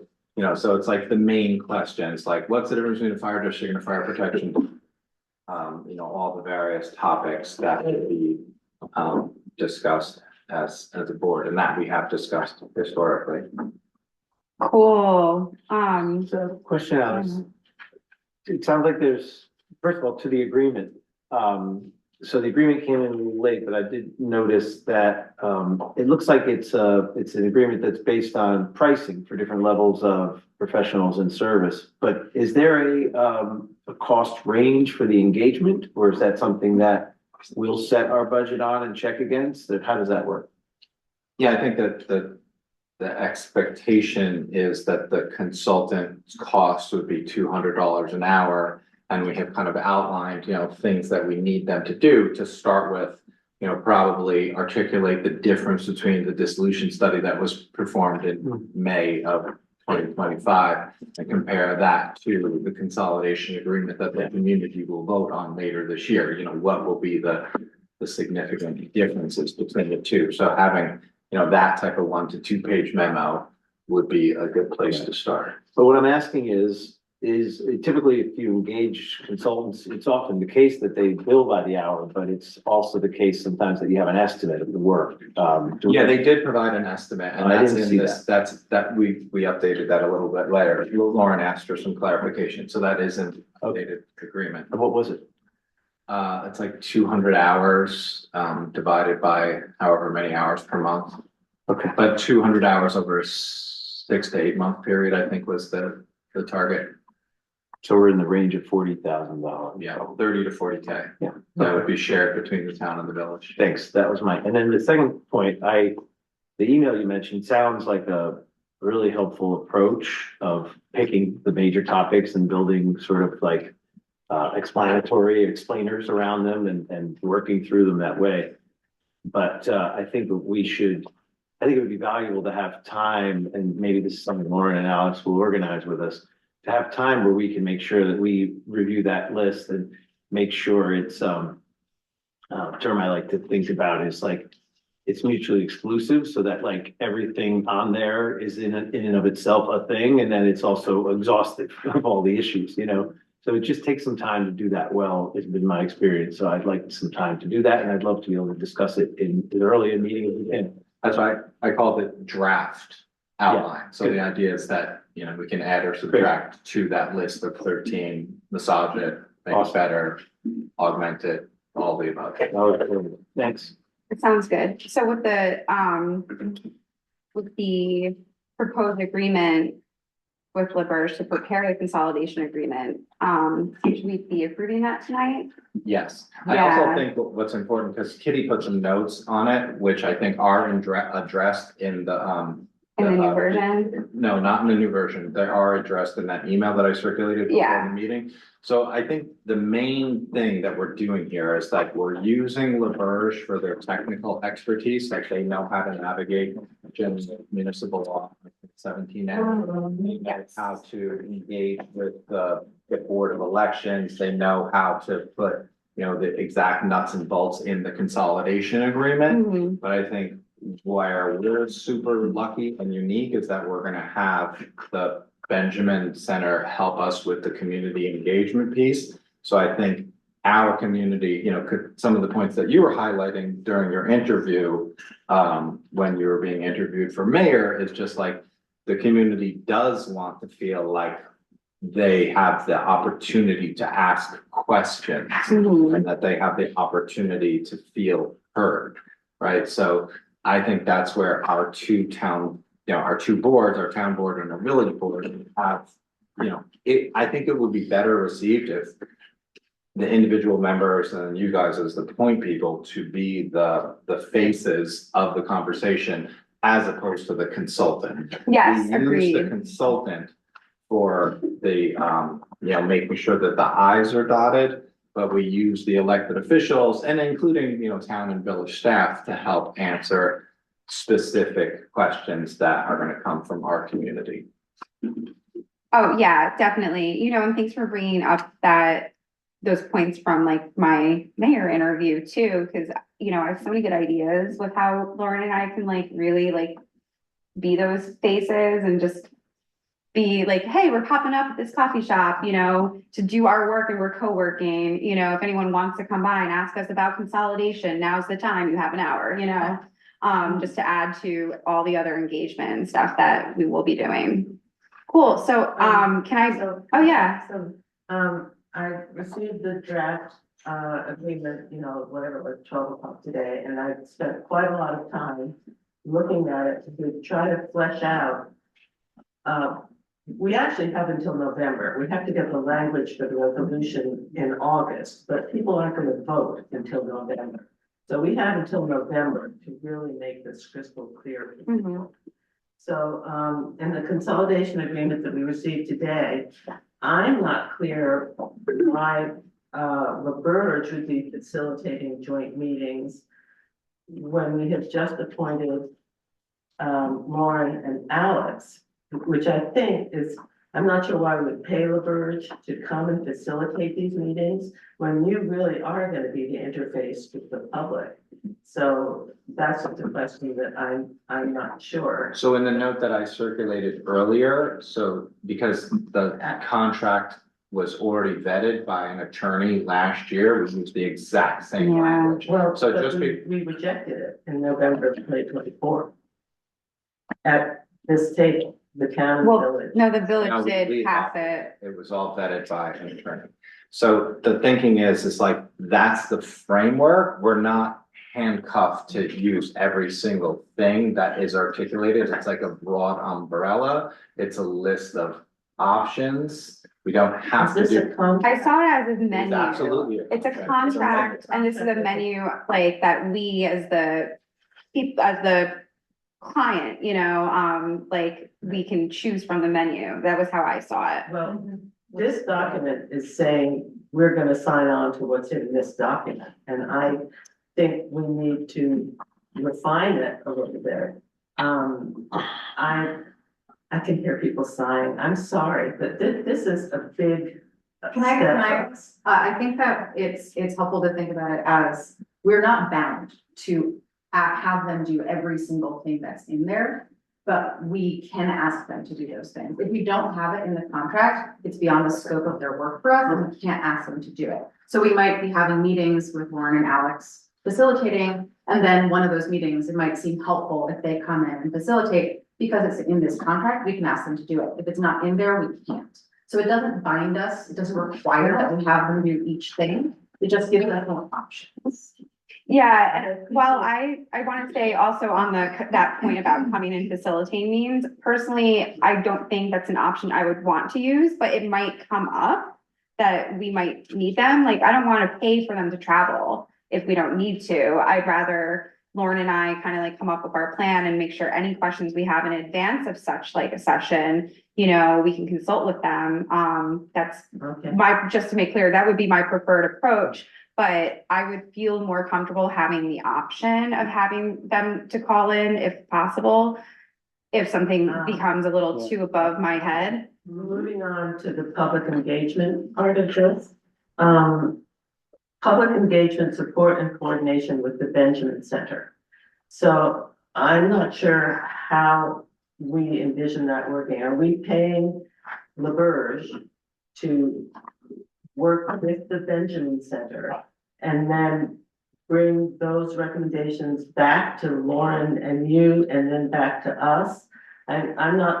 I think what I need is a flow chart of what. I am working on that because I can tell, I think we would all do so much better if we had like an internal flow chart. So to that end, Kitty, I started making for myself, kind of like we had during COVID, our emergency response, where it was just this ongoing doc of notes of everything and like where this all fits together. So I'm working on that. It's not ready yet. What I would like to see, thank you for that, is I want to go back to the committees that we had under the Fairweather study, because that was true community engagement. I was hoping to have them on our steering committee. That never happened. And I would like the steering committee videos and transcripts to be made public. I never understood why they were private, but there's a lot of discussion there that I think drills down into what we're doing here. So I really want to see that community engagement piece bring back. We had a finance committee, we had a structures committee, and all of that stuff is still in the town Fairweather website stuff. Those, we brought real financial and other expertise from the public, and that really informed the way that the future of that went. You know, we got some answers that kind of discouraged us from doing that. Maybe this time will be different, but we had real expertise from the public and they were truly engaged in that once a month for 2 years. We're trying to do this in a fairly accelerated schedule. So I would like to have your permission to invite some of the people who were on those original committees to join Benjamin and LaBerge, Lauren and you in those early discussion, so we get a sense from the public about what it is they want to know. Can I just have a question? Is this a committee from recent, this go around or the last go around? The last go around. So this is like a decade ago. Yeah, this is a decade ago, and a lot of some of those people are even. Yeah, I was gonna say, some of them came tonight, you know, I'm hearing you, a bit, yeah, this is super OG stuff. Definitely, but also really helpful. I don't know, I feel like I've lived, through this debate so many times. It's partially why I'm so excited to kind of really put it to a vote, you know? And you know me, I'm all about like deferring to our elders and the wisdom of what's been done before. Elder in particular? Yes, this elder in particular. And I think we could find a way to share out what's been done previously. It doesn't just have to be, you know, Paul coming and sharing his knowledge on us. You know, we can definitely find a way to make sure to invite those folks to come. You know, maybe in one community meeting, we can have the, you know, the OGs come and share their stuff too as panelists or When is something. the next Benjamin Center meeting?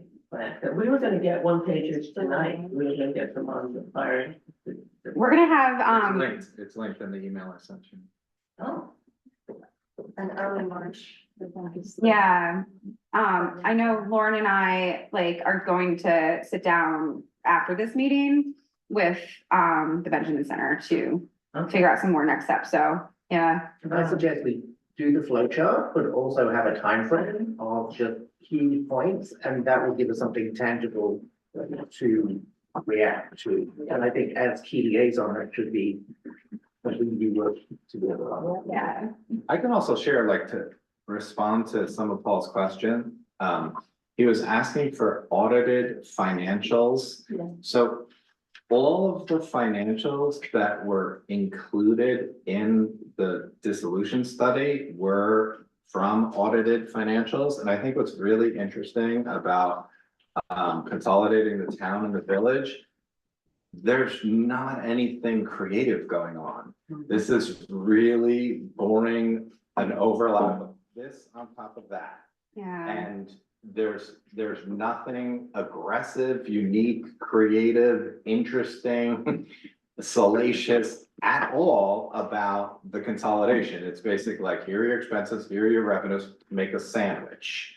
You know, there's like one assumption about ending up with a single financial person. You know, currently we have Jean as the town comptroller, Nancy as the village treasurer. You know, in the future, there will be one person in that seat. And I know that Nancy in particular is excited about the idea of eventually being released from this work. And it makes complete sense that you would end up with a single financial person performing, you know, that role as the head, but there's really nothing particularly interesting or difficult about any of the overlapping here. I think, you know, mammals really struggle with change. This is different. This is new. This is boring.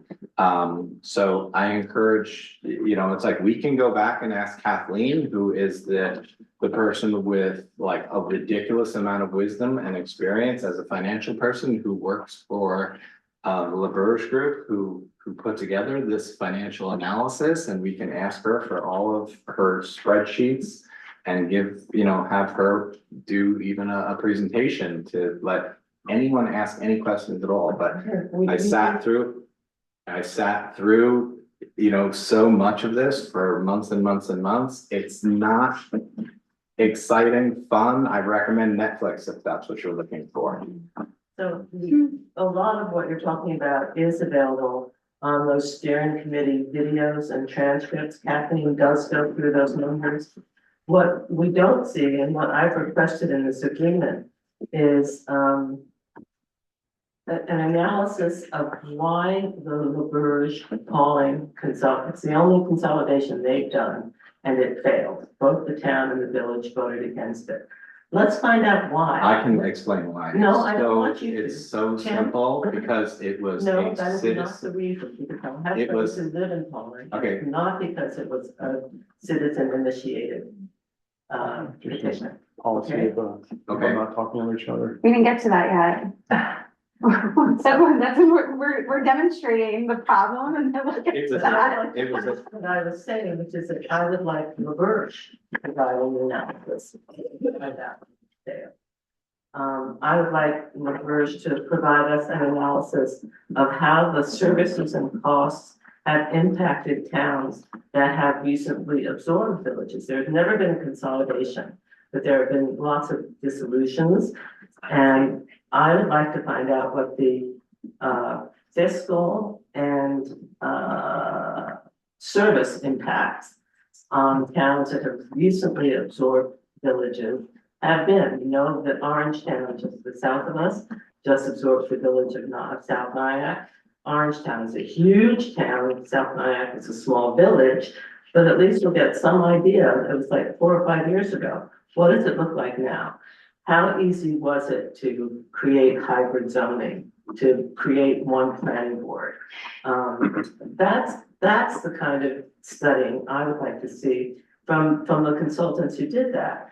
And then, to Paul's point, a flow chart explaining, I don't want to see tables and graphs and all that. I just want to see a flow chart of why it is that property taxes for town outside of village residents don't go down as much as village residents. Just explain that to me, just show me with arrows, like, well, revenue. is that rhetorical or you don't know? Pardon? Is that rhetorical or you don't know? You know what, there are 15,000 people in our community. I'm just asking you, do you? I don't know. Okay. And when I asked you last week, you said something about revenue, but you didn't explain expenses. So I would like to see the numbers, like this much revenue goes from the village into the town, this much goes back. Just show us. It strikes why. me that this is a lot of what the work of the Benjamin Center is gonna be. Yes, It's but- specifically about creating digestible, comprehensible documents and presentations to Yeah. answer these questions. So I think that that's already pretty covered in the Oh, plan. gosh, I Because- think unless we say what we want, they're working in the dark. I want to understand, I want to see visually why taxes go down further for village residents in town. And that's an excellent thing to have on the list of what we need to focus on, what answers people in our community want, what questions they want answered, and that's definitely gonna be chief among them. And the Benjamin Center, I think, is gonna be instrumental in getting that information to the public. And we should, yeah, exactly, and we should, definitely all workshop, the list of 13 that Tim came up with, like, I don't know why he chose my softball number, but, it could be a list of 14, Or 12. or 12, And just if it helps, Kitty, my background is entirely in communications and has been for decades. And I do a lot of data visualization and help people understand complex visual their data in simple ways. So if the data is there, I can certainly help in communications that are consumer friendly. That's my background. And if I can help in that, that would be, because I think there's a big part of this that is communication. It's the data and the largest experience is almost second to none. So I think getting the data, explaining it to people is going to be one of the hardest parts of this. I think explaining it Yeah. is where it needs to work. So this agreement, Yeah, and and then I just wanna make sure, Kitty, your point about just, I guess the historic wins and failures of other communities, that is like something I actually wanted to start a podcast on, just because I'm like a dork, about this stuff, but we can figure out a way to, maybe not pay, for a consultant to tell us why other communities failed, but I think we can figure out ways to get some of those histories. I myself have been doing research and speaking with old timers in Rosendale and in Marlboro, just because I want to learn about these two communities that had vibrant villages that are so vibrant that, like, when you go to Rosendale, like Main Street, it feels like it could be a village. Well, it's because it once was. And then Marlboro, the former village of Marlboro, is still so distinctly a part of their community that they spell it differently than the township they're in, and it's not even a census designated place. It's just, a hamlet, which is, anything can be a hamlet, We can do a lot of that research ourselves. The village of Yeah. Tannersville just voted not to dissolve, right? They're right up there. The village of Lake George just voted not to dissolve. We can read all about that. And we can learn from those mayors about why they think it failed. And let's not repeat those mistakes. We can learn from them what it was that residents felt, this doesn't work for me. And maybe this is, you know, a little fact finding that I think we could do, you know, like, and maybe this is something you can help me with too, like make that list. I'm taking notes right now, which mayors can I call, you know, and be like, why did this fail? And I'll report back, you know?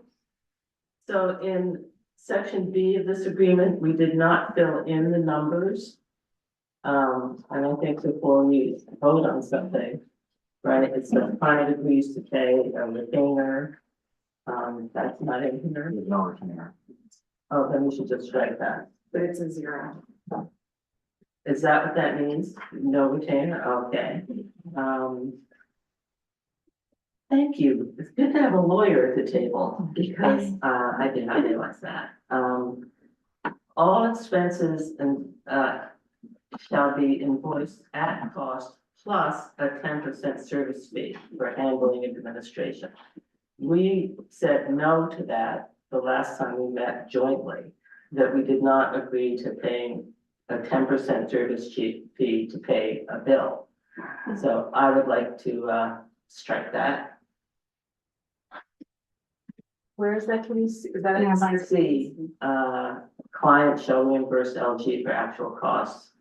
And then the last, well, no, it's the last sentence, all expenses shall be invoiced at cost plus a 10% service fee. So I am okay with keeping it as is because like I expressed earlier, I intend to not incur these expenses. Just like having this list there in case we do need to call them in. In that case, let's take it out because. But if it's not in there, then if something comes up and like the whole town is mean about it, you know what I mean? I'm like, we need like our consultants here. I would like to. Is agreeing to pay them. What I'm saying is let's not pay them to charge us to pay them. Oh, I don't know. I don't think it's meant to be a charge to charge us to pay them. I think an administrative fee like that for a consulting firm is to pay for the entire operation that it requires to deliver that single service that the consultant themselves delivers. So If you read that sentence, that that's my experience. a 10%. For expenses though, if it's like. I'm not arguing with the billing reimbursement. I'm just saying I don't want to pay a 10% service fee when we get the bill. Maybe we should all vote to decide whether we're willing to pay that. Okay. I do think your take is like really correct though, Rich, because that was what my reading of it was and why I'm comfortable with it because I'm not planning on having them travel. Well. And if they do, they have a policy Yeah, I that mean- we are charged I'm that. not objecting to paying for travel and all of the other things that are above there. If they have to come here. I'm But just saying when it's they pretty say- normal to have the service fee if there's, And that that's kind not of on- That's not on the expenses. total bill, that's on. That's just the That's travel. just travel, so that's additional expenses, that would be like going to, you know, if they go get food, they're gonna have to put in a tip, I so that's think gonna help cover that. if I may- Yeah. That's totally legit. I just would like to make a suggestion that it is perfectly acceptable for a member of either of our boards to have an issue that they oppose in an agreement that we have the opportunity to vote on. I think it's really appropriate for you to voice that opposition. But if there's not consensus on the opposition, I think we should move forward with your voice as one who opposes that item. But that doesn't mean you're gonna try to convince the entire two boards to strike that item. I think we need to acknowledge your opposition to that item Well, and then just. should I just make a motion asking for consensus on whether to strike that one line? And if it fails, that's that. It's Let's ask our chair. Does that make sense? Yeah, I mean, so She would have to motion and. I have someone would second it. I don't- Yeah, I saw the motion to approve it. I just talking about it, actually. Yeah, should I do that? No, if she wants to do it, she can motion it, and someone can second it, and Okay. then we can vote on Fair it, so. enough. If I don't get a second. Oh, okay. stays in. So I make a motion that we strike the line, all expenses shall be invoiced at cost plus a 10% service fee, handling and administration. Do I get a second? I'll second because I'm a good sport. Thank you. All in favor? Aye. Okay, motion failed. All opposed? Nay. Nay. Okay, cool. Actually, that was Next question is, good practice. where are the funds for this $40,000 coming from each of our budgets? We'll figure it out, I guess. Nancy's watching. Probably from where all the funds come from, ultimately. That's Well, where. that's our budget for this year. I don't believe the town budgeted $20,000 towards the study. Yeah, I We'll have an to do some answer. other- Well, okay, then that's what we'll do. I thought it was contingency in the budget. We always can figure it out. It's not ideal. I agree. It's not, it's not how you wanna live, life, but there's always money stashed away. And I think that this is important. I think that it's important enough to prioritize it because it is about public participation. It's about dissemination of information. It's about creating a truly transparent process, and it's worth it. I think the resources too. All right, we just have to find where the resources are coming from. Yeah, I just agreed. don't wanna, end up not being able to fund historic preservation or something. So let's be mindful. I know, yeah, agreed. Somebody has to always be reminding us to be mindful, definitely. And that's why I do want to stress, I think, our point of contact resolution that we just passed and the pro bono support from the Benjamin Center are going to make it so it doesn't incur additional costs. It does feel a little, like people keep pointing out the timeline is really fast and like yes and no, but on the yes part of that, that's why I would like to have this kind of support from these consultants in this way. Yeah. Can I address a few of the comments we were just talking about? Sure. So with the polling consolidation vote, that was not a board initiated vote. It was a citizen initiated vote. So the difference is you're required to do a bunch of things in really short timeframes. Additionally, in polling, there were fake social media accounts that no one knew where they came from, but there was a lot of drama about who were the citizens involved in those fake accounts. So like that kind of created a headwind for that vote. Tannersville and the town of Hunter, that was a dissolution vote. I spoke with electeds from those communities. Both the town supervisor and the mayor did not take a position. They were both hedging. I think if you have a community that's discussing reorg and the elected officials don't have an opinion and they're just like sitting on their hands, the community will get nervous and say, no, thank you. Additionally, it's really important to not fixate on consolidation versus dissolution. At the end of the day, it's a dissolution of the village. One of the boards goes away. You have one board as opposed to two boards that you're paying board salaries to. The primary difference between a consolidation vote and a dissolution vote is simply that the town-wide populace gets to participate. That's the difference. That if it's a village dissolution, only the village voters vote. If it's a consolidation, the town voters vote and the village voters vote. Each of them have to agree to move forward with the agreement, but the nuts and bolts of dissolution are the same. Cool. So one more question I had about the contract is if we could get the language that will be on the referendum, and it's basically a yes or no proposition, right? All of the stuff we're doing is not gonna be what people vote on. They're gonna look at the studies and decide, but the actual referendum language is going to be what? Shall the village dissolve? Shall? And that's exactly Are we why off we're topic? hiring, Yeah, well, but why I we're hadn't, hiring the consultant. I hadn't motioned to Oh. approve it, so technically, we're just But I feel like we talking. went off. Yeah, we did, yeah, very good point. We did go off topic. I'm letting it roll so that we can demonstrate why our next agenda item that we worked on is so important.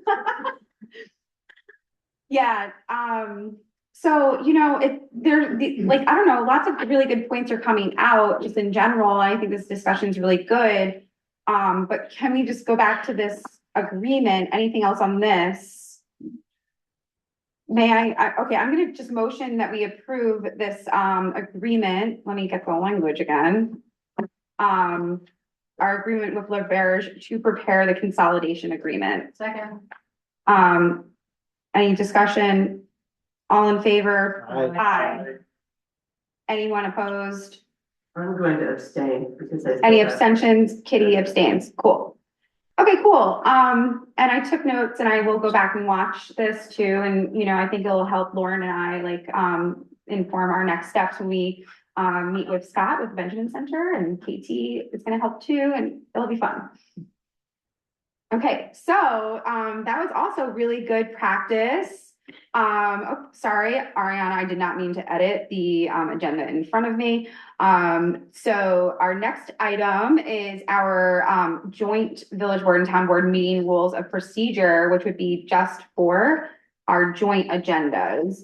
So I do want to make clear, you know, to the public, like our joint meetings, we have village only agenda, town only agenda, and joint agendas. So right now we're in the joint agenda, and this would be our rules of procedure for how we prepare and how we also act and whatnot at the table during our joint meetings. So yeah, did you have anything that you wanted to say before we kind of like, anything people wanted to add?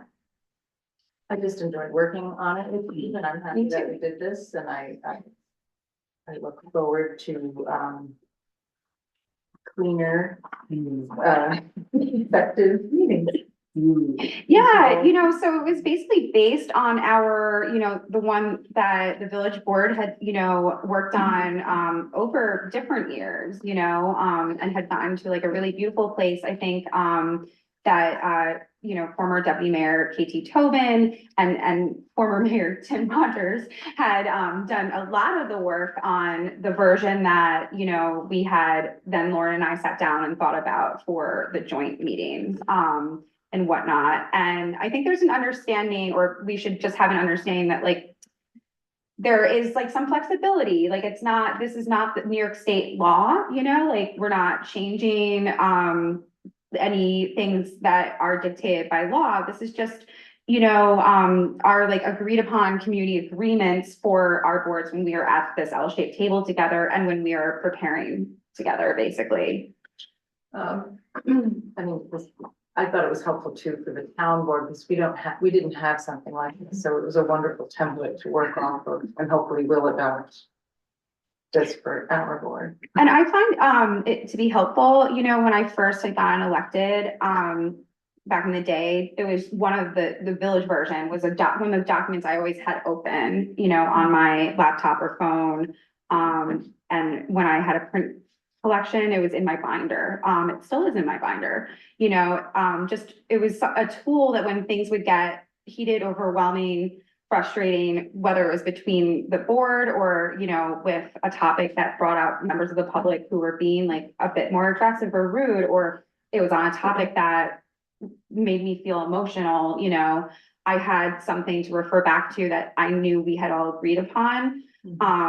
And that there were different like exit ramps, you know, like the 2 meeting rule, you know, you can invoke that if you need to, and stuff like that. So I think this could help us, and I do want to, make sure Tim's, concerns, not all agendas are alike, and sometimes like tonight, sometimes we have to add things last minute because we won't be meeting together for a while, but as long as, we're not doing that with everything, and there's a little bit of flexibility there. And, as the presiding officer for tonight's meeting with the things that we added at the table, it kind of like let us go astray with it, right? And I think that's a way to be flexible with it. So yeah, if you all would be cool with it, I'd love to motion to, oh yeah. I have just one question. This is very much about the meeting. I wondered if there was any procedures for post-meeting behavior. So when a vote has been voted on and either board has agreed on that vote, what are the responsibilities of the individual members to support the vote of the board rather than their own opinion after they've made a decision? Because we have seen behaviors where it's not just in the meeting, it's after the meeting where things happen. So yeah, and I'm glad you brought that up. And this has come up so many times in my time in office and also just in my time paying attention to this community, and in the Senate too. And I personally am of the opinion that state law says enough there, and like we are all subject to like pretty stringent rules of ethics that we have local level like versions of, and like you just don't do anything with your title after the fact if it's in disagreement with a vote. What you do as an individual might cause bad blood, but like we're not going to infringe upon First Amendment rights. I guess it's just a principle in my head that we are still representing voters and people of our community.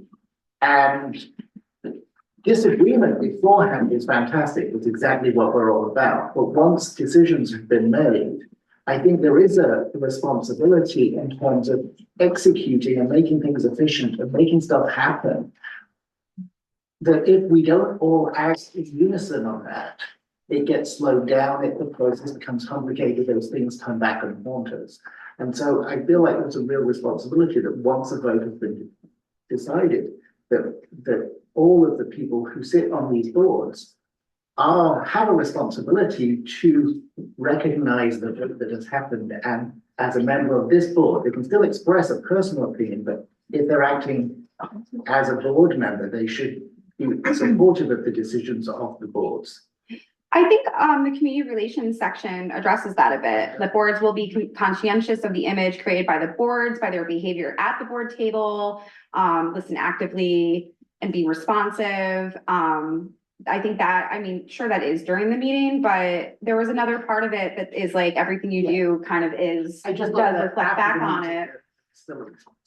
I personally feel that, New York state laws and ethics policies do address that more than enough. Like you just don't use your title and, position and flaunt that with anything that has nothing to do with something that we all voted on, because I can think of other examples in the past, like had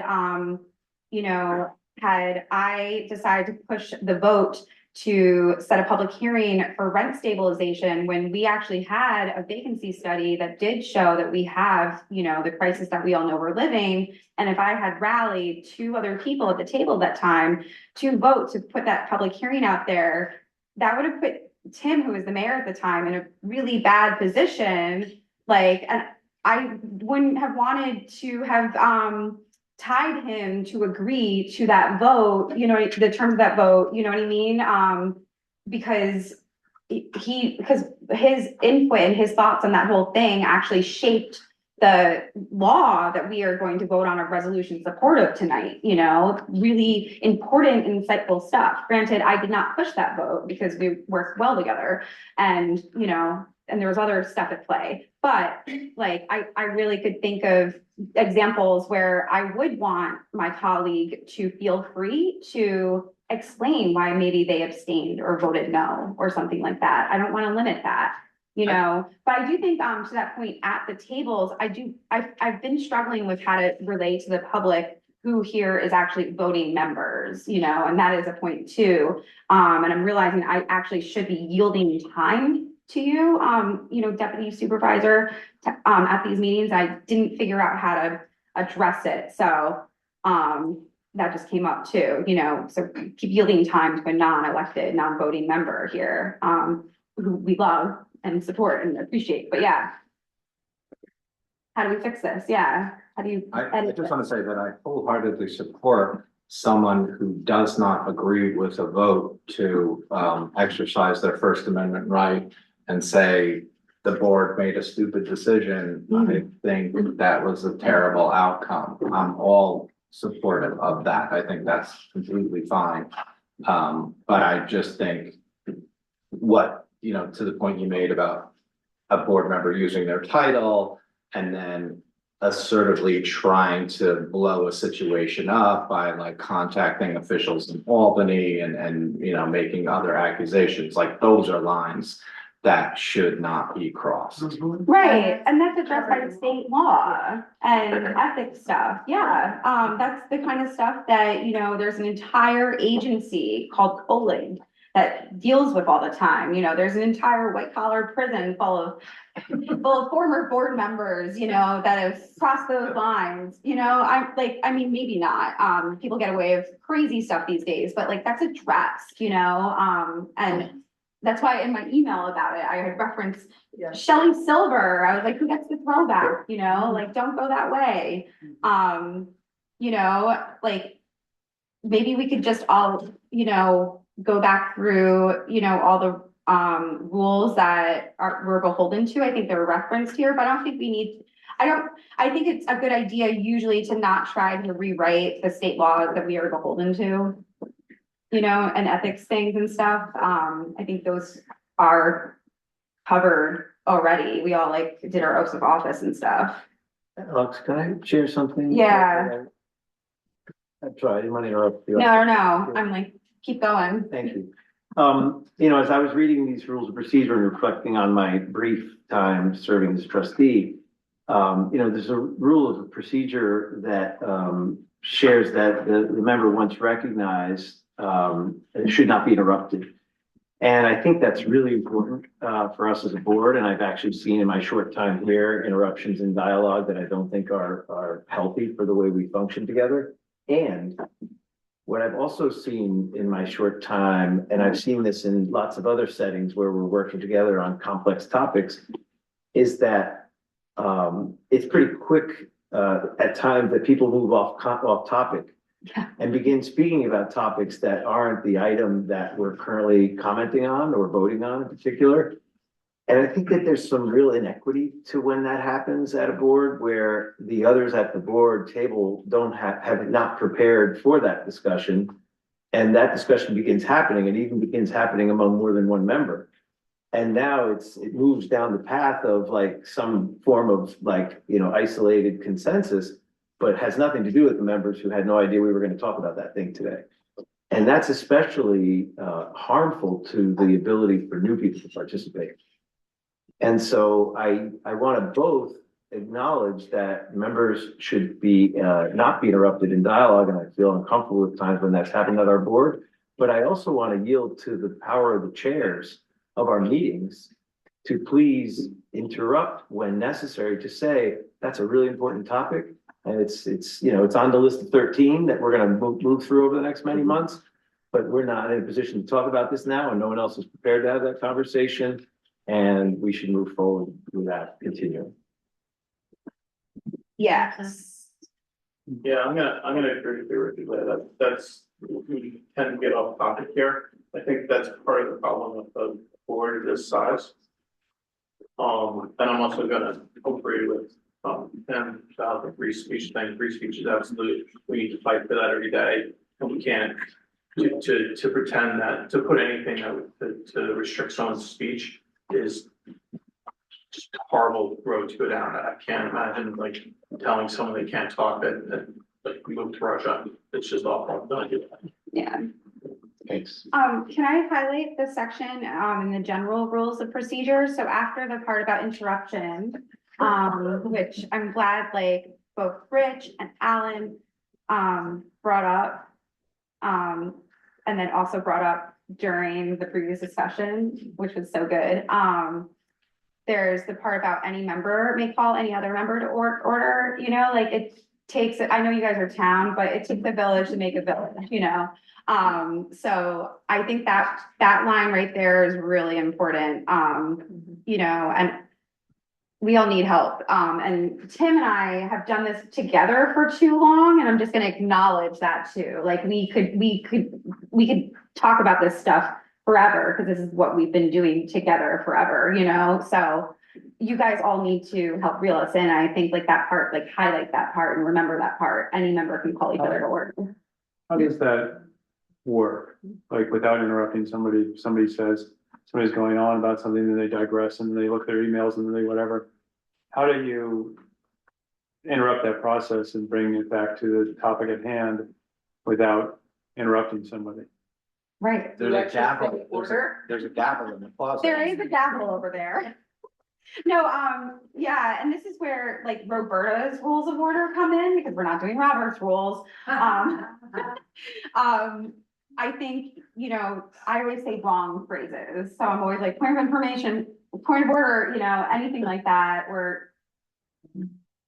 Yeah, it'd be nice if there was a phrase you could use. Yeah. Directed at the person in a Yeah. sort of, you know, rude way or sort of interrupting way. But it was just a sort of say, hey, you know, some phrase that everybody accepted was considered benign. Lucky 13. Yeah, right, no, wasn't there something in, one of those old books that you have to all read in high school where? That's the conch. Oh, there you go, pass the conch, no.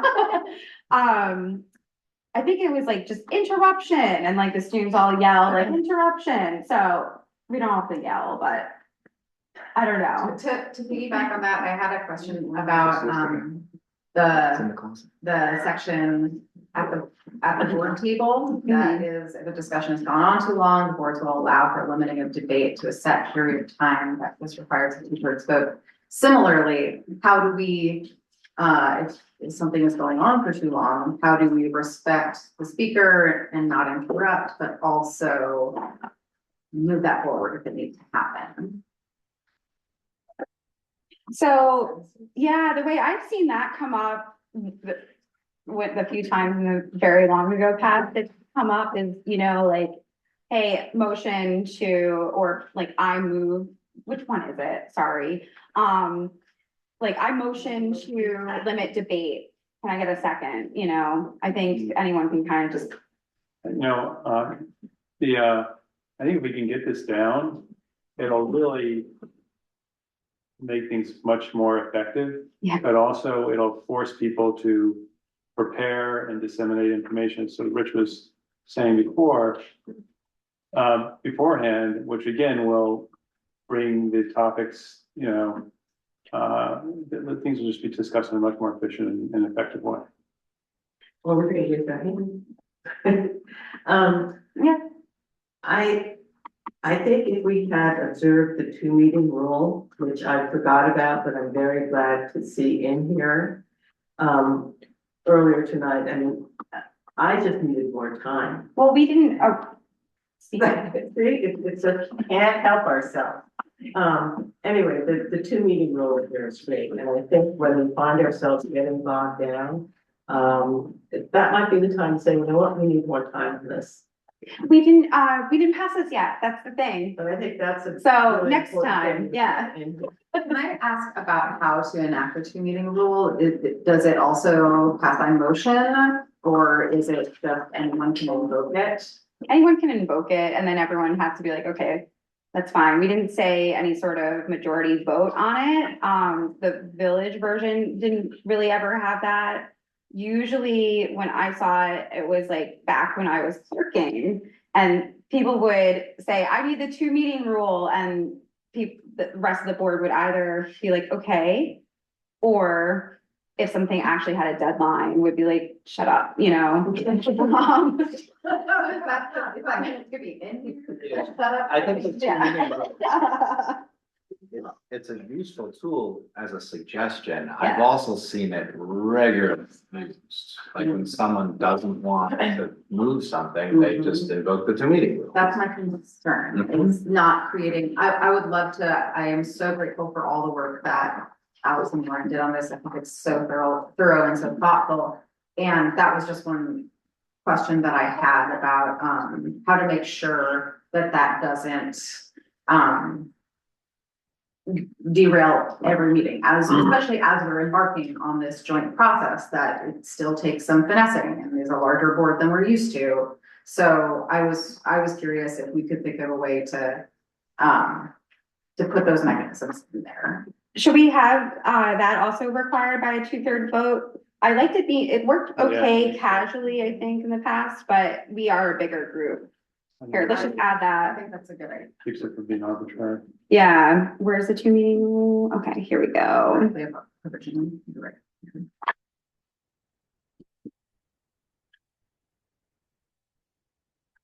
I just added this requires a 2/3 vote at the end. Cool. Cool. And again, this is not the law. It's not the Constitution, which we all swore on or anything like that. This is just a guideline to help us, you know, when we need it. And anytime something does, one of these tools that we're adding to our toolbox might become something that's disruptive, we have to hold each other accountable, you know, and deal with it together. So, anything else on this? I just wonder, is it now that we decide on what it is that we are going to do when we feel like something is going on to, we're just talking about it right now, so, and what, it'd be nice to have it for the next meeting. We can just say call to order. I think call to order is it. So this says adopted February 2026, so. Well, we're gonna adopt it tonight. Yeah. Yeah, okay, I motion to adopt our joint town board, village board meeting rules of procedure for joint agendas only. As amended. As amended, yes. Second. All in favor? Aye. Okay, cool. Thank you. All right, now we'll be able to do things awesomely. Okay, I motion to approve our resolution memorializing our support of the New York State Rest Act, which so many folks came out in support of. Second. Okay, all in, discussion, all in favor? Aye. Yeah, okay, I motion to, pass our joint resolution memorializing support of the Invest in Our New York Act. Second. Any discussion? I had pointed out a few errors in it, and you've been very responsive. I really appreciate that, but if you're gonna call the vote, I'm gonna have to abstain until those are corrected. Sure, and Tonight, we'll follow up more on those, and I can get more information. I basically the backstory so the public doesn't feel left out from Kitty and I real quick. I spent a day in Albany last week with a lot of our community, and you know, our representatives spoke at a rally and provide testimony to the state legislature, urging them to pass this package of bills. And so I have so much more information, and I will get answers to the questions Kitty had that were just, you know, kind of deeper dives. I did my best to include in the resolution, like links to the red line versions of the law, which kind of help show like, this is what was before, and this is what we're proposing. So, it's okay if you have to abstain. I'm gonna call the vote. All in favor? Aye. Abstain. And Kitty abstained. Cool. Switch. Okay, so next item is our request from our community improvement team to approve. So yeah, so I'm just gonna make the motion. I motion to approve $2,000 from the village. Do we have to do these separate or?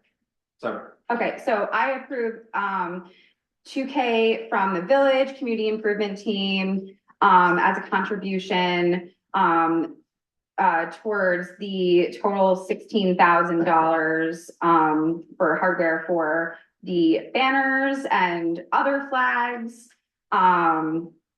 the rest of the money was raised from volunteers. If I can get a second from the village, I just wanted to add a point discussion wise. Oh, Well, Will just said it's also important that we highlight that the stuff is not used exclusively Yes. for Hometown Heroes. that's what I was gonna Okay, say cool. too. Yeah. Stole my. Then go ahead. Okay, yeah, well, I want a second, then I'd say it. Second. Okay, and then exactly what Tim just said. I second that. But the point is, these are, brackets that are not going to be exclusively used for the Hometown Heroes flag project. They will be permanent, assets for our, community, that we've actually needed for a long time to be able to do things like Hometown Heroes and like I was suggesting, to our Revolution 250 folks, I want to see Hometown Heroes in May. And then, Pride in the first part of June and Juneteenth in the second part of June. We just need someone to get those flags. And then, American flags in July and so on and so forth. So it's a permanent installation. That's why we are approving this, because it's not just for Hometown Heroes. Let me also make a small point, which is, and I can speak to the folks that are organizing this directly. I may have gotten it wrong, but I think it was my understanding that in order to be one of those, put one of those veterans banners on it, that you had to pay to have your person represented. And I'm not sure that that's the best way to make those available to folks that might not have been able to pay. So it's kind of a pay to play to have that person recognized. So I'm wondering whether we couldn't, petition that there's a process for someone to have that fee waived and be able to have, and because I also understand that they're not all full. And so to have that fee waived and see if the way to complete it is maybe to not make it a required payment. Yeah, so, that's usually, that's up to the, totally not related to municipal body, organizers of it. And I was like looking up to see if Ben Healy was still here, but he's not. I have a meeting with him on Friday. He's our American Legion point of contact, and has been liaising with all the different groups and stuff. So I can get an answer for us on that. It's my understanding there were some very generous folks who have made sure, anyone who wants one can get one, but I also don't know how that was shared out. Yeah. Okay, thank you. Yeah, all right. So all in favor in the village? Aye. Aye. Okay, yeah, nothing opposed. Town, pass it to you. I move the same thing that Alex just said. Second. Second. Any discussion? 2 seconds. Okay, any discussion? All in favor? Aye. Aye. Cool. And then we had added at the table, we had added in approving the agenda annexation as a topic, right? Okay.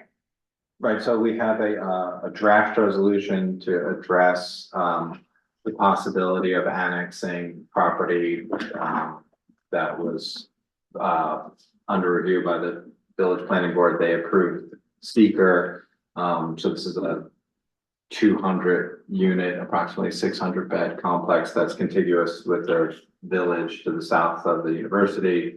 And we have a resolution that would move in the direction of the property being annexed into the village so it can get municipal water. So that will be on our March agenda.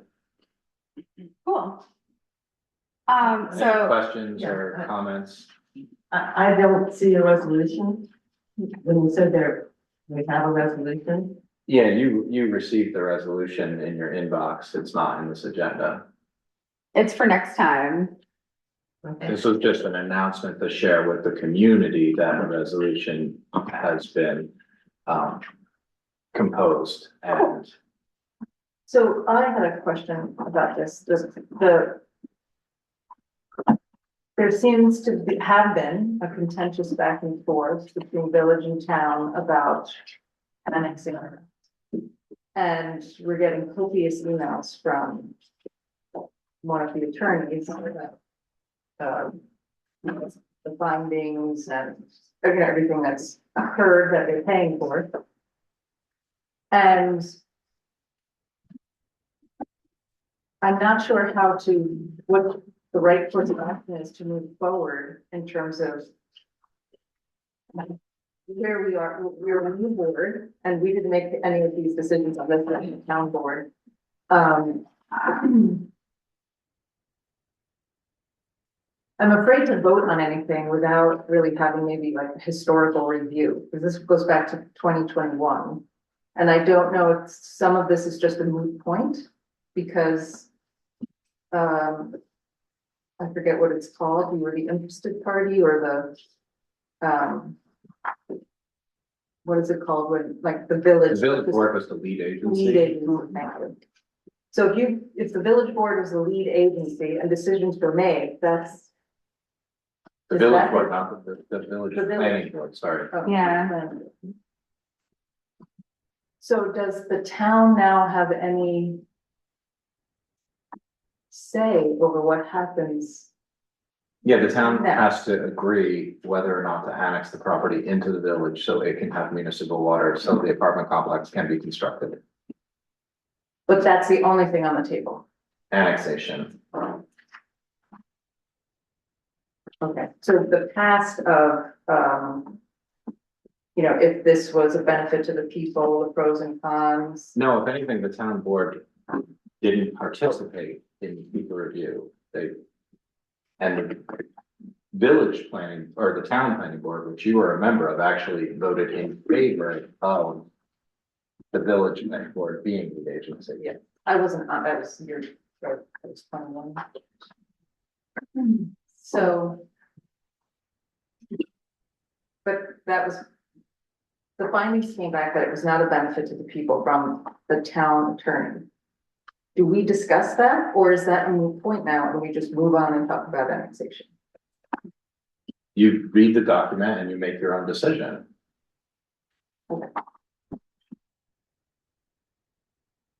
So, but we don't talk about this as a group, we just all. Well, there's no action on the village side whatsoever. Any action as of now, until you all make your move on the resolution that Tim mentioned will be prepared for March. We're waiting on you guys to do that before we don't have any plays on this chessboard over here. Okay, thank you. Yeah. So are we going to be talking about the item that is marked confidential? What's the item that's marked confidential? The thing that is confidential attorney-client communication, is that what we're gonna be talking about? We're gonna be talking Just about. tell us, I'm not. Are we gonna be talking about the litigation, about the lawsuit that the village brought against the town? Yeah, right. So the idea is that the appellate division was asked to weigh in on the village board saying, yes, let's annex, the town board saying, no, let's not. So there was a litigation where the appellate division was asked to function as a tiebreaker. So our board has the opportunity to say, well, let's just settle and move forward because annexation makes sense. So this apartment complex that's been vetted by the village planning board can move forward and be constructed.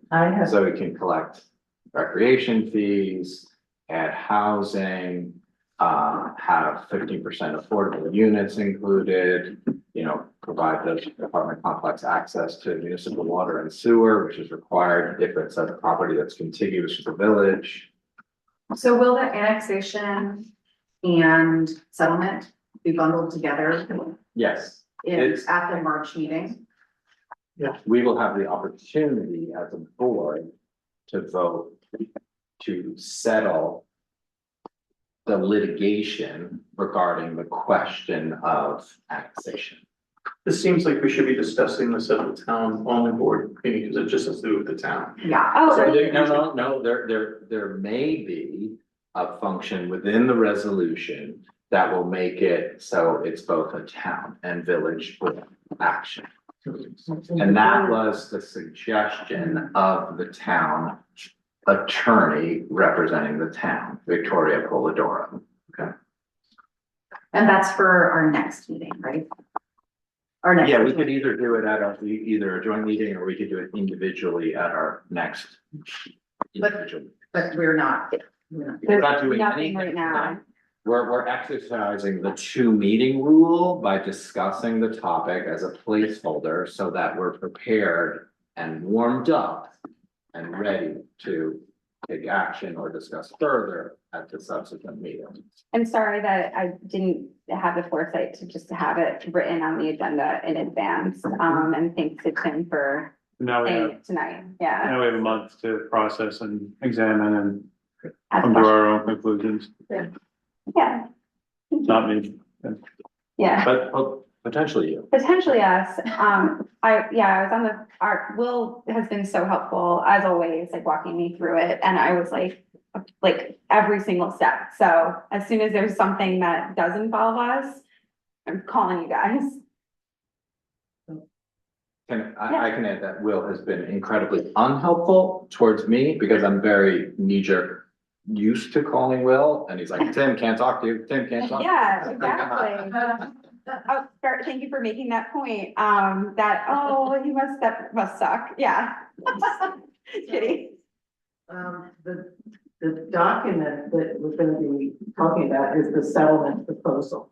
It's a resolution, yeah. But the settlement is essentially that the town withdraws its position. And annexation immediately subsequently occurs. And I think we should publish the thing, who wrote that decision? Because the town attorney said it was drafted by the plaintiff. It was drafted by the plaintiff, and then Victoria Polidoro was representing. Who drafted it? I think the developer's attorney, who's like who specializes in Sure. annexation within, his name's Michael Turnhouse. Okay. He specializes in annexation. He drafted the resolution that the attorney representing the town then marked up and then sent to. So, that's once what I. again, I would like to request that the town have an executive client attorney's meeting with our attorney, Victoria Polidoro, before. Absolutely. Oh. So we can have a special meeting before then? When would you like to schedule that? I don't want to schedule So a special meeting. We'll just discuss an executive session at our next meeting With the attorney, with the attorney, right? And you also don't have to notice, sorry to interrupt, but when it's attorney-client privilege meetings, you can actually all get like on a specific topic that you have that right if you all do it. You don't have to put a notice out saying that you are meeting with your attorney on a specific thing. The public to have a look at this settlement before we talk about it.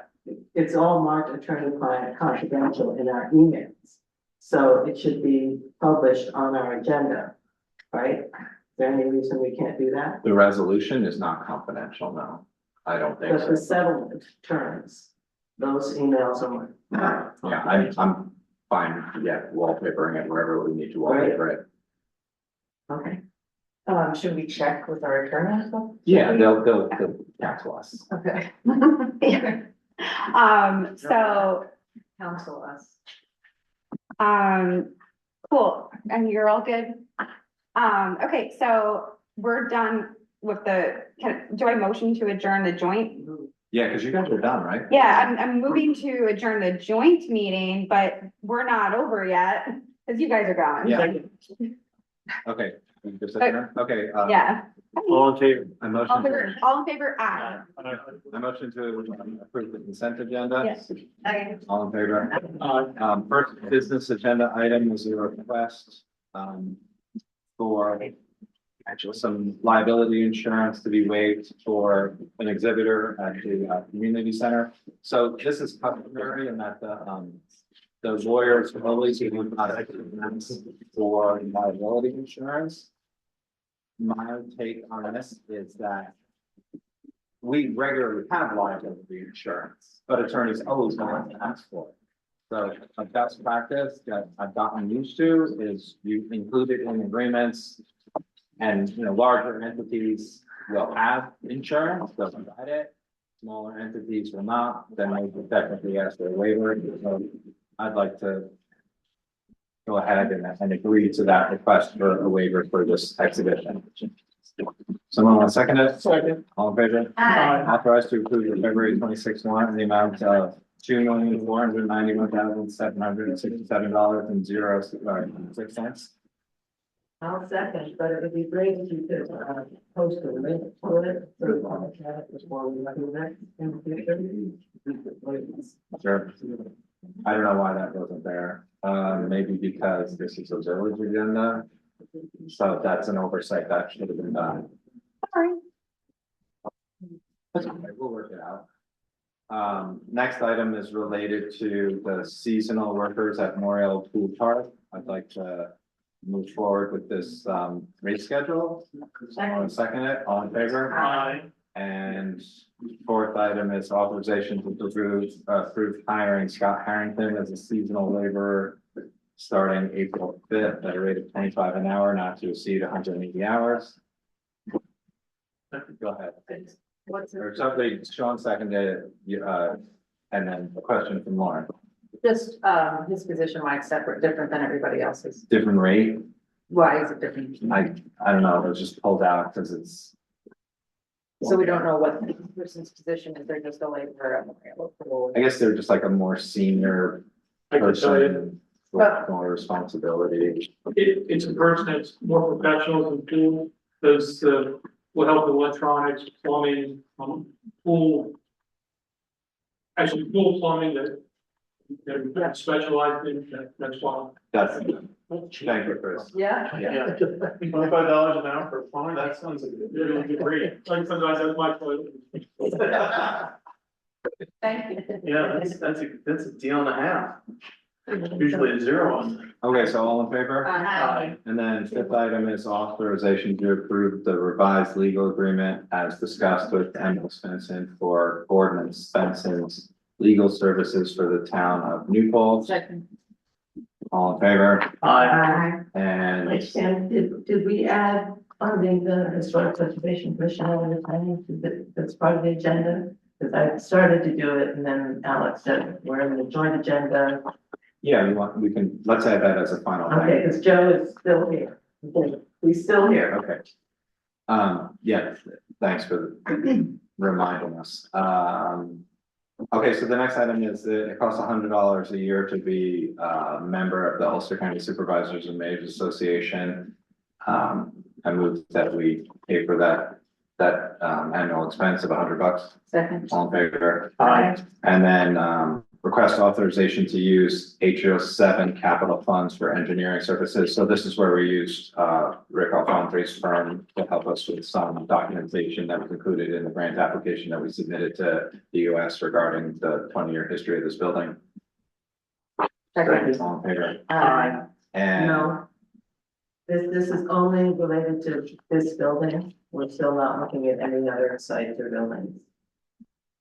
but this was to pay for documentation that was included in the grant application that we submitted to the Department of State. They provided like some historical context, because we're trying to get grant assistance from New York State.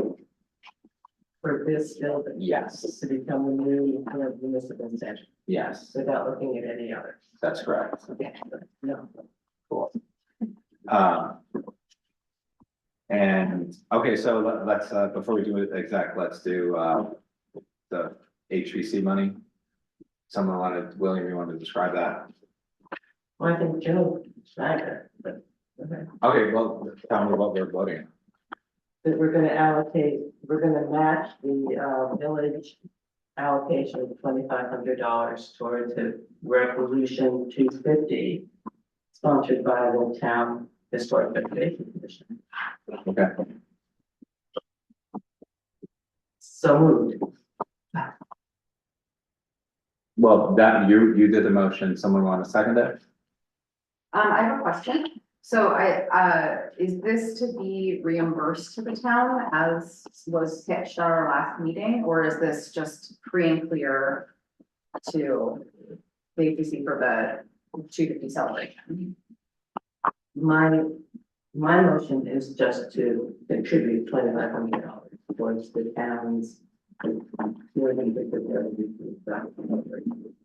But what specifically are we talking? We're buying a consultant who will coordinate all of the activities. Okay, I can explain a little bit about the process, because I spoke to Jean about Okay. it today. The money goes in, it allows them to start working on this plan, which starts in May, so we're already behind the 8 ball on it. What, VPC and have been pulling together, and actually a number of other people have helped applying for grants, looking for other sponsorships and partnerships. And that will all come in to help fund all of that. We've also got about, people say, 30,000 services to do things like website design and other things. So we put that money in there, and the money is coming in. If there is money left at the end, that money can, like all unused money, goes back. It's not a lending, that was the confusion that happened today.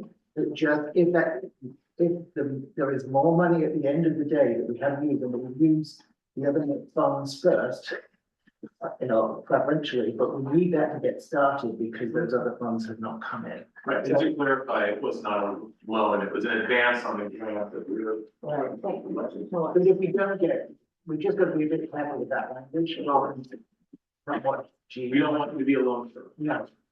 So essentially, yes, the money goes in and there is a chance if we get all of the things we're hoping for, but we won't use all of that money. And then it, like all unused funds, goes back to where it came from. Great. So did who seconded it?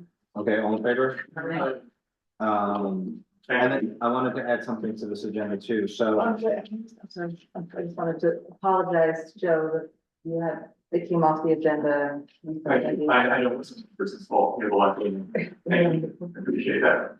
One quick thing, I have a friend who's on one of those posters, it's $200 from the VFW to get the printing of the poster and it stays up for 2 years. So that's how they work with the Hometown Heroes? Not the brackets, just so. You're talking about Hometown Heroes? Yes. Okay. So he paid, But that's nothing to do with what we were talking about. Everything's over. Everything's not over. Okay, it was over. Two meeting rule, I want to, put on your, radar, so, I left the job at the Village of New Paltz on 12/31. And then you don't get health insurance until, February 1st. So the village paid for my health insurance at the cost of $1,555.63 for the month of January. So I'm going to ask the town to pay for my health insurance for the month of January. So you can decide on that at the next meeting. So the village gets reimbursed for what they're. Yeah. So the town does not pay for health insurance. That's just starting better. So basically, anytime you start any job, you have like a 30-day waiting period. But it's a 12-month, you should have 12 months. That's what I said. The response I got was that no, that there was no money for it, but it seems curious to me because I would think that the town would have budgeted 12 months worth of health insurance for the supervisor. I remember it being a big issue with Susan Zimmer, and don't think the supervisor gets health insurance. Well, They do. yeah, they do. They do. We're just talking about January. Oh. Yeah. 1 month. Yeah, it's already coming out of, I'm already paying for it. It's coming out of my paycheck. Because you get every town employee after a certain date contributes 20% to the premium. So that I'm already paying for that. Starting Feb 1. But I'm just asking, yes, to be paid for health insurance. Because it's already enough of an economic sacrifice to do this work. Well, it's for next meeting. Okay. It's for next time. Okay, I move that we go into executive session for the purpose of discussing hiring a particular person. We're gonna meet in the kitchen back here. I think then to River. You want me to do it? Yeah, sure.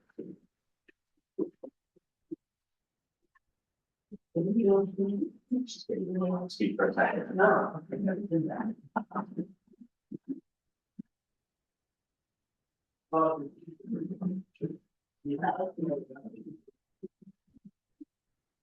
Not.